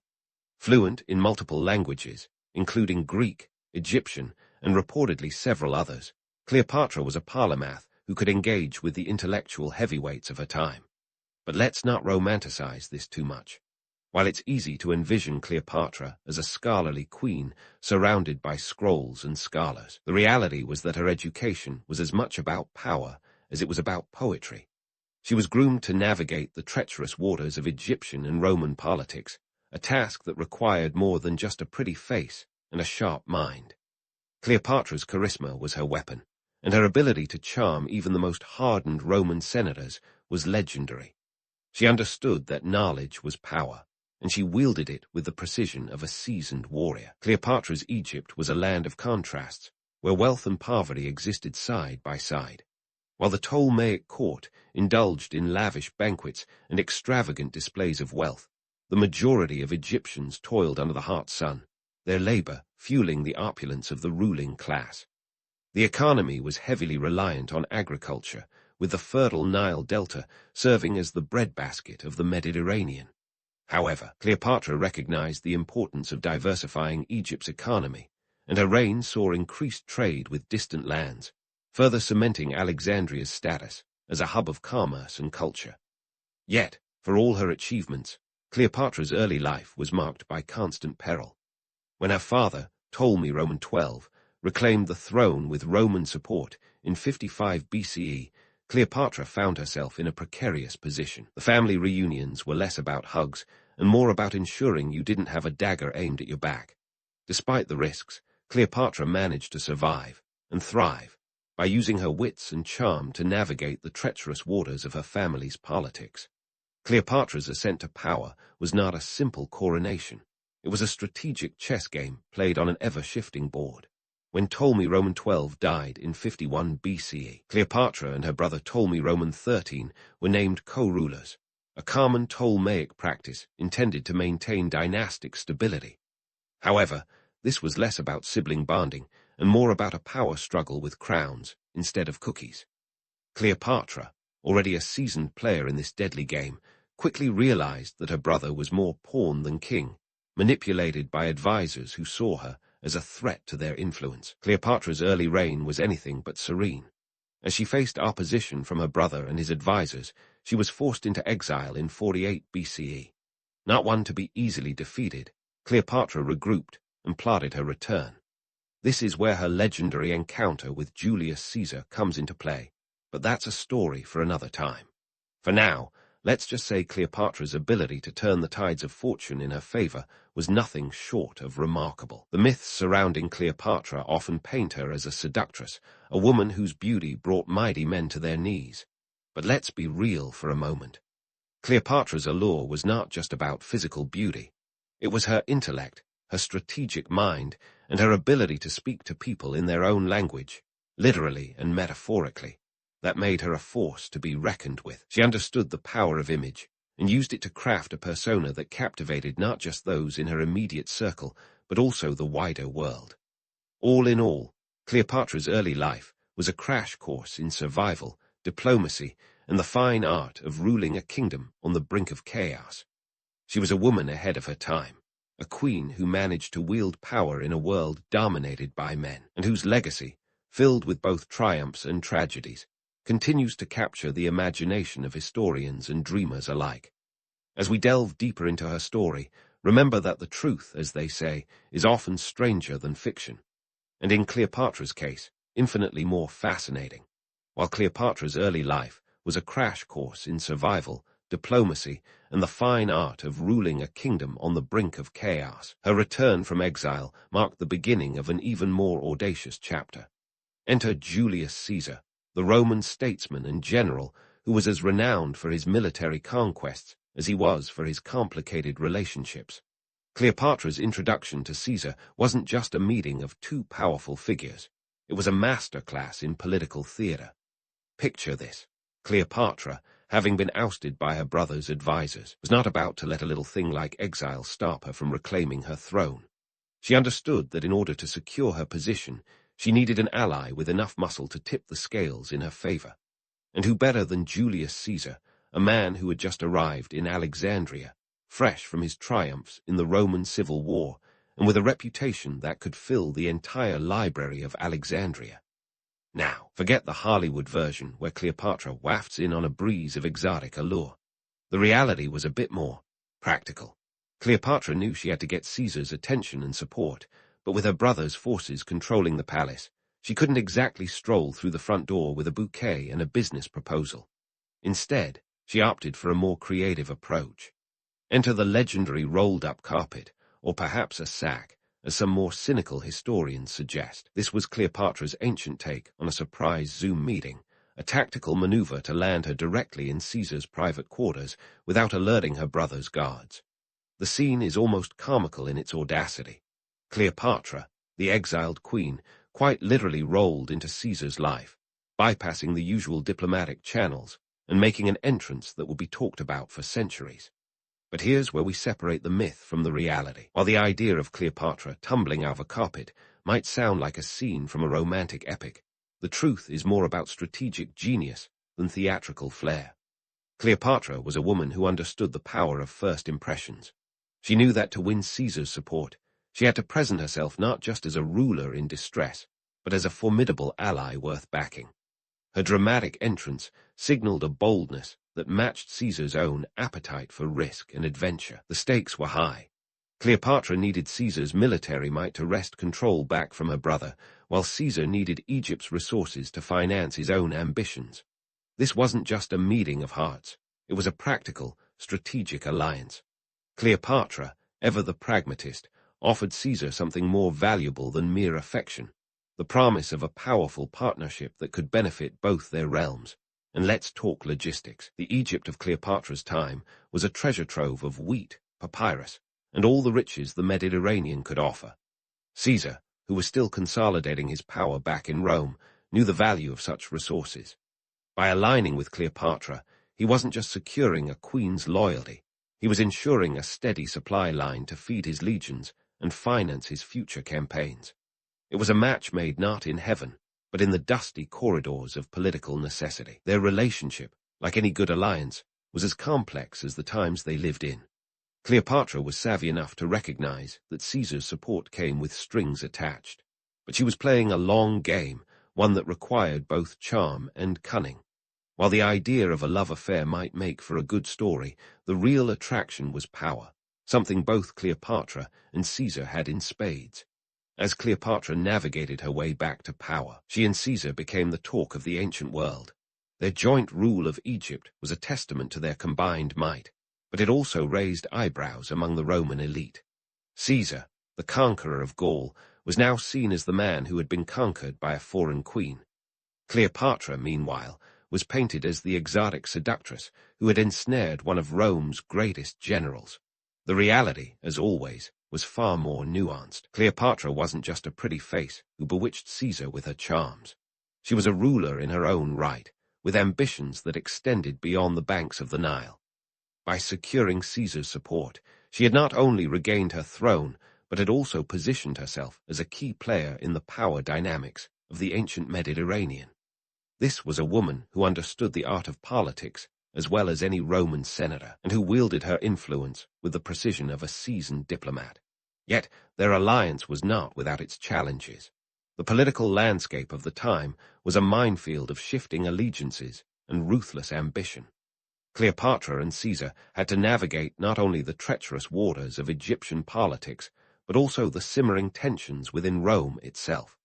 Caesar's enemies viewed his relationship with Cleopatra with suspicion, fearing that his ties to the Egyptian queen might compromise his loyalties to Rome.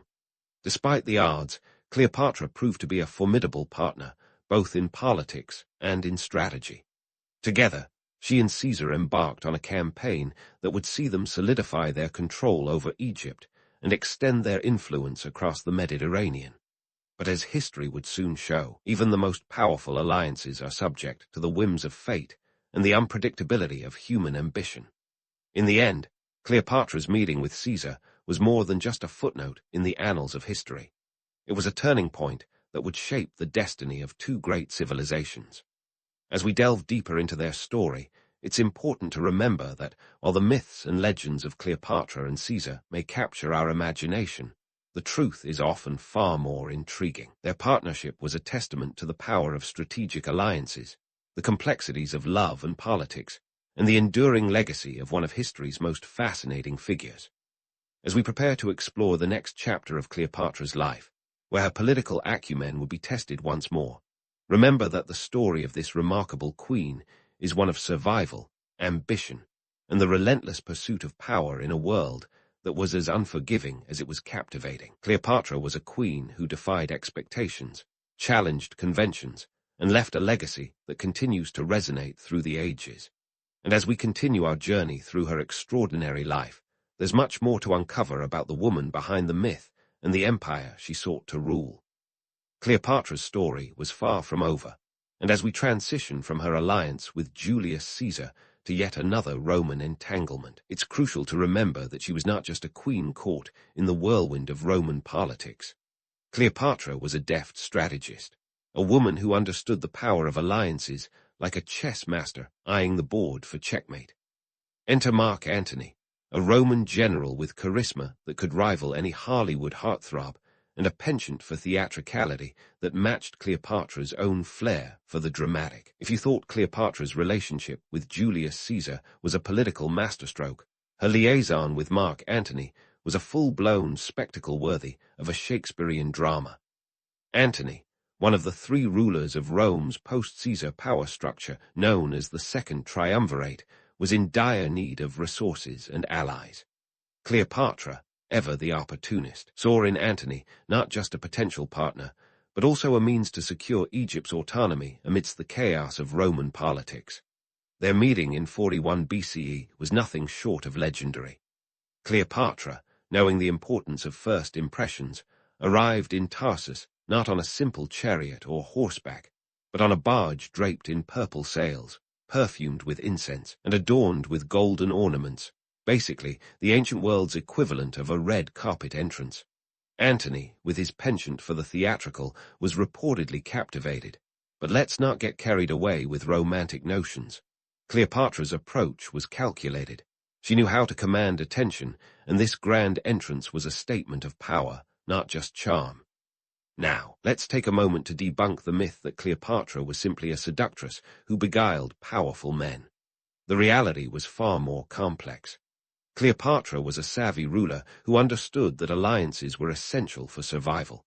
With Caesar gone, she needed a new champion in Rome, and Antony, with his military might and ambitions, was the perfect candidate. This wasn't just about romance. This was Cleopatra ensuring that Egypt remained a formidable power on the Mediterranean stage. The economic landscape at the time was precarious. Rome was embroiled in civil wars, and Antony, with his legions to feed and campaigns to fund, needed the wealth of Egypt. Cleopatra, ever the shrewd negotiator, offered not just her support, but access to Egypt's bountiful resources, grain, gold, and the strategic ports of the Nile. It was a win-win situation. Antony received the support he desperately needed, and Cleopatra secured an ally who could help fend off Roman encroachment. Their alliance was sealed with a series of agreements that historians still debate over. Cleopatra gifted Antony 200 ships to aid his military campaigns, a fleet that would have cost the GDP of a small kingdom. In return, Antony recognized her claim to several territories, including Cyprus and parts of Syria, expanding Egypt's influence and bolstering Cleopatra's power. This was not just a romance, it was a political maneuver executed with precision. Yet the allure of their relationship was not lost on Roman propagandists, who had a field day painting Cleopatra as the exotic temptress who had ensnared another Roman hero. Octavian, Antony's rival, and the future Augustus, was particularly adept at crafting a narrative that cast Antony as a man bewitched, abandoning his Roman virtues under the spell of an Eastern queen. The reality was, of course, much more nuanced. Antony wasn't just a love-struck fool. He was a canny politician who saw in Cleopatra a partner who could help him achieve his ambitions. The Roman world viewed Cleopatra with a mix of fascination and fear.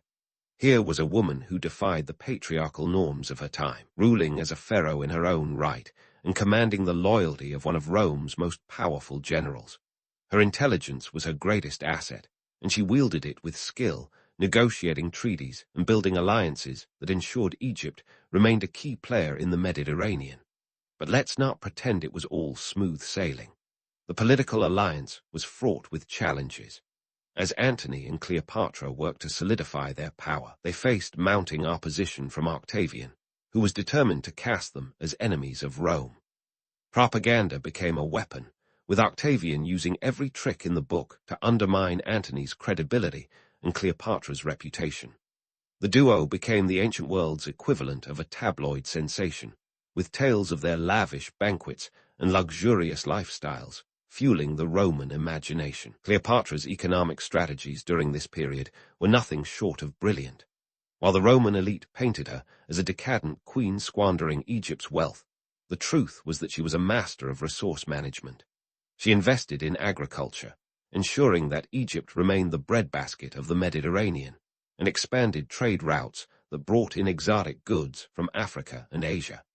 Cleopatra understood that economic stability was key to maintaining power, and she worked tirelessly to ensure that Egypt's coffers were never empty. Militarily, Cleopatra was no slouch either. She oversaw the modernization of Egypt's navy, understanding that control of the seas was essential for maintaining her kingdom's independence. Her fleets were among the best in the Mediterranean, a testament to her foresight and strategic acumen. Cleopatra was not just a figurehead. She was a ruler actively shaping the destiny of her nation. As the alliance with Antony progressed, Cleopatra's influence extended beyond Egypt's borders. Together, they embarked on campaigns to secure their power, with Cleopatra often accompanying Antony on military ventures. Their partnership was a testament to their shared vision of a powerful Eastern Mediterranean bloc that could rival Rome itself. But in a world where power dynamics were as unpredictable as the Nile's floods, their ambitions would soon be tested. The reality of Cleopatra and Antony's relationship was a complex tapestry of love, politics, and ambition. While the myths and romanticized versions of their story continue to captivate, the truth is far more fascinating. Cleopatra was a queen who wielded power with intelligence and charisma, navigating the treacherous waters of Roman politics with a deftness that few could match. Her alliance with Antony was not just a love affair. It was a strategic partnership that sought to redefine the balance of power in the ancient world. As we delve deeper into their story, remember that the legends of Cleopatra and Antony are but one facet of a much larger narrative. Their partnership was a bold attempt to reshape the political landscape, a testament to the enduring power of ambition and the complexities of love in the corridors of power. As their story unfolds, the stakes will continue to rise, setting the stage for one of history's most dramatic showdowns. But that's a tale for another day, as we continue to unravel the extraordinary life of Cleopatra, the last pharaoh of Egypt, and her relentless pursuit of power in a world that was as dangerous as it was captivating. As the drama of Cleopatra and Antony's alliance unfolded, the stakes were about to escalate from tense boardroom negotiations to a full-blown naval showdown. Enter the Battle of Actium, where the fate of the ancient world would be decided not just by swords and sails, but by one of history's earliest PR blitzes. You see, in 31 BCE, this was more than just a clash of ships. It was a clash of narratives, with Octavian, Rome's keenest propagandist, spinning a tale that would forever tarnish Cleopatra's legacy. Picture the scene. The Ionian Sea, September 2nd, 31 BCE. Cleopatra and Antony's fleet, a formidable force with 500 ships, including Cleopatra's own Egyptian galleys, faced off against Octavian's forces, commanded by his right-hand man, Agrippa. Antony's ships were massive, floating fortresses bristling with soldiers and artillery, while Octavian's fleet favored speed over size. But here's the kicker. The real battle wasn't just on the water, it was in the minds of the people. Octavian had been busy painting Cleopatra as the ultimate foreign villain, the exotic temptress who had seduced Antony away from his Roman virtues. According to Octavian's narrative, she was the Jezebel of the Nile, a queen whose ambition knew no bounds, with Rome itself in her sights. It was a smear campaign worthy of modern political consultants, complete with tales of Cleopatra's supposed witchery and decadence, an ancient version of tabloid fodder, but with a lot more at stake than celebrity gossip. Why was Octavian so successful at this? Well, it turns out that fear and nationalism are timeless motivators. By framing the conflict as Rome versus an outsider threat, Octavian tapped into the Roman psyche, rallying support against what he portrayed as an existential threat.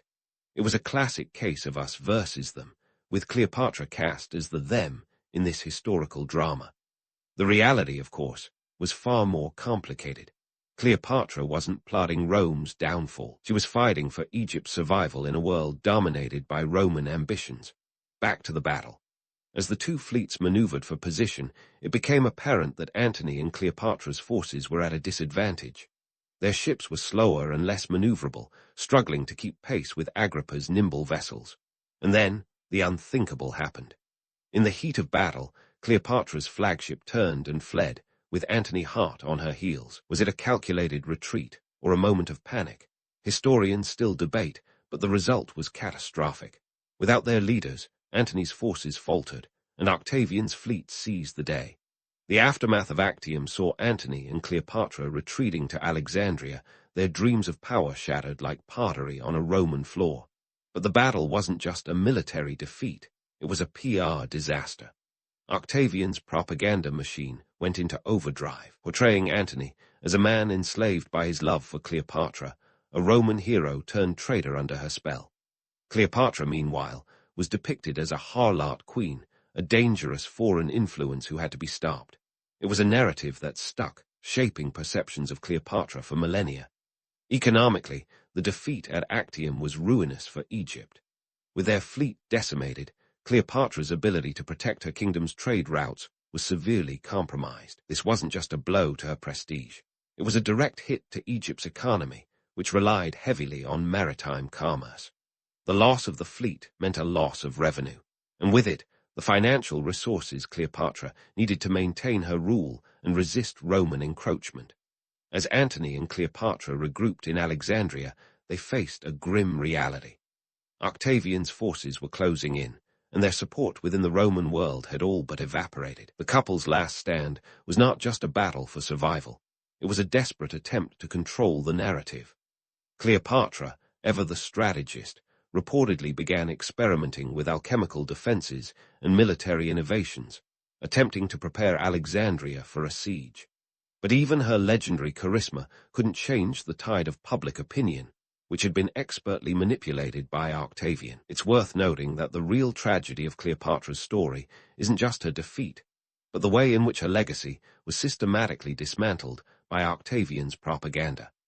Cleopatra was a ruler of immense intelligence and capability, a queen who had deftly navigated the treacherous waters of ancient geopolitics.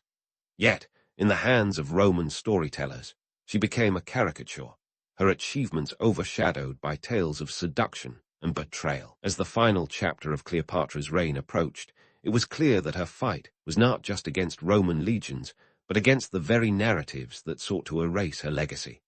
Octavian was relentless, determined to portray his conquest as a triumph of Roman virtue over Eastern decadence. The truth, however, was far more nuanced. Cleopatra was a formidable adversary whose ambition and resilience challenged the Roman status quo, a queen whose story was far from the simplistic morality tale Rome wanted the world to believe. Yet, despite the odds, Cleopatra remained defiant. She understood that power was as much about perception as it was about reality, and she continued to project an image of strength, even as Octavian's forces tightened their grip. Her final days were not just a countdown to defeat, but a testament to her indomitable spirit, a reminder that even in the face of overwhelming odds, Cleopatra was a ruler who refused to be defined by her enemies. As we pause here in our exploration of Cleopatra's story, remember that the tale of Egypt's last pharaoh is not just one of romance and tragedy, but one of resilience and complexity.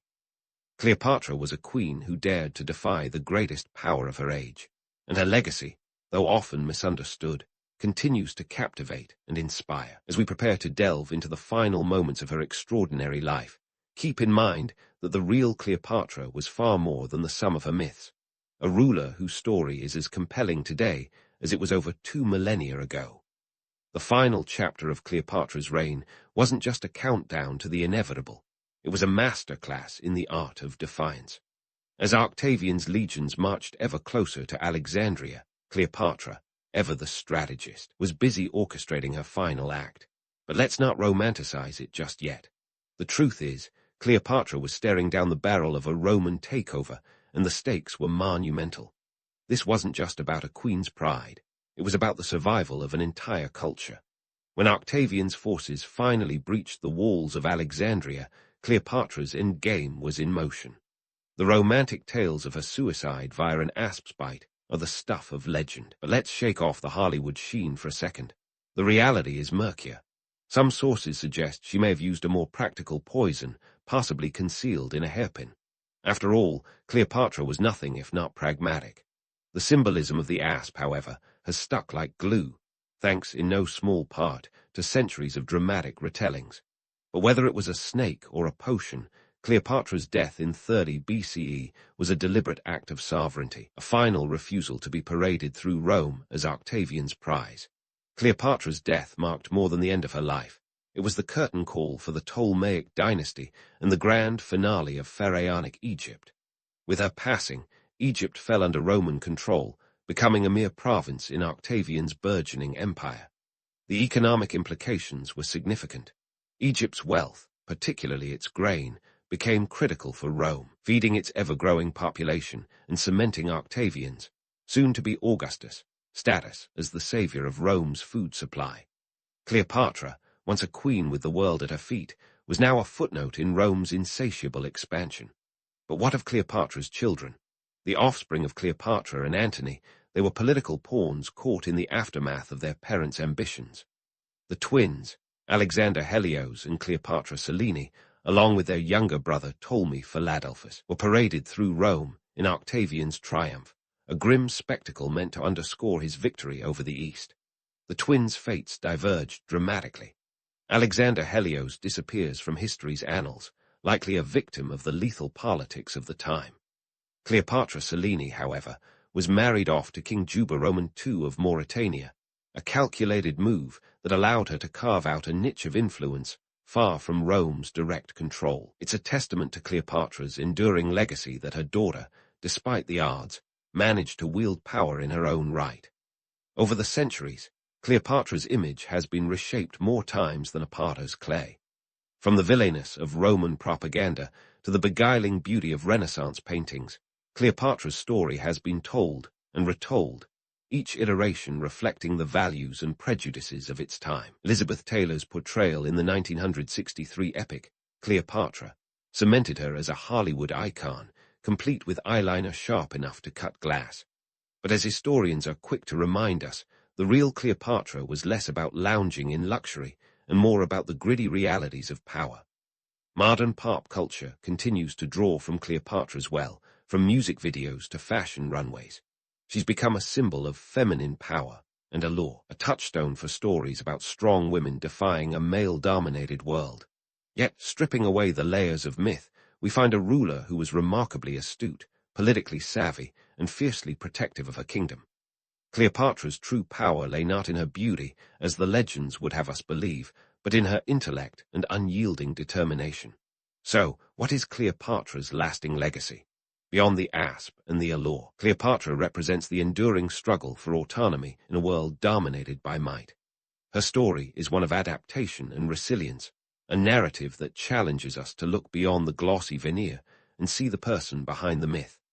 In a world where history often gets molded by the victors, Cleopatra's story is a reminder that the past is as much about interpretation as it is about fact. As we wrap up this tale of Egypt's last pharaoh, remember that Cleopatra's life was a tapestry woven with threads of ambition, intellect, and defiance. Her legacy, though often overshadowed by the sensationalism of her death, is a testament to the complexities of power and the indomitable spirit of a woman who dared to rule in her own right. Cleopatra may have been the last of the pharaohs, but her story is far from finished. In the end, she remains a figure as enigmatic and compelling as the pyramids themselves, a testament to the enduring allure of history's most fascinating figures.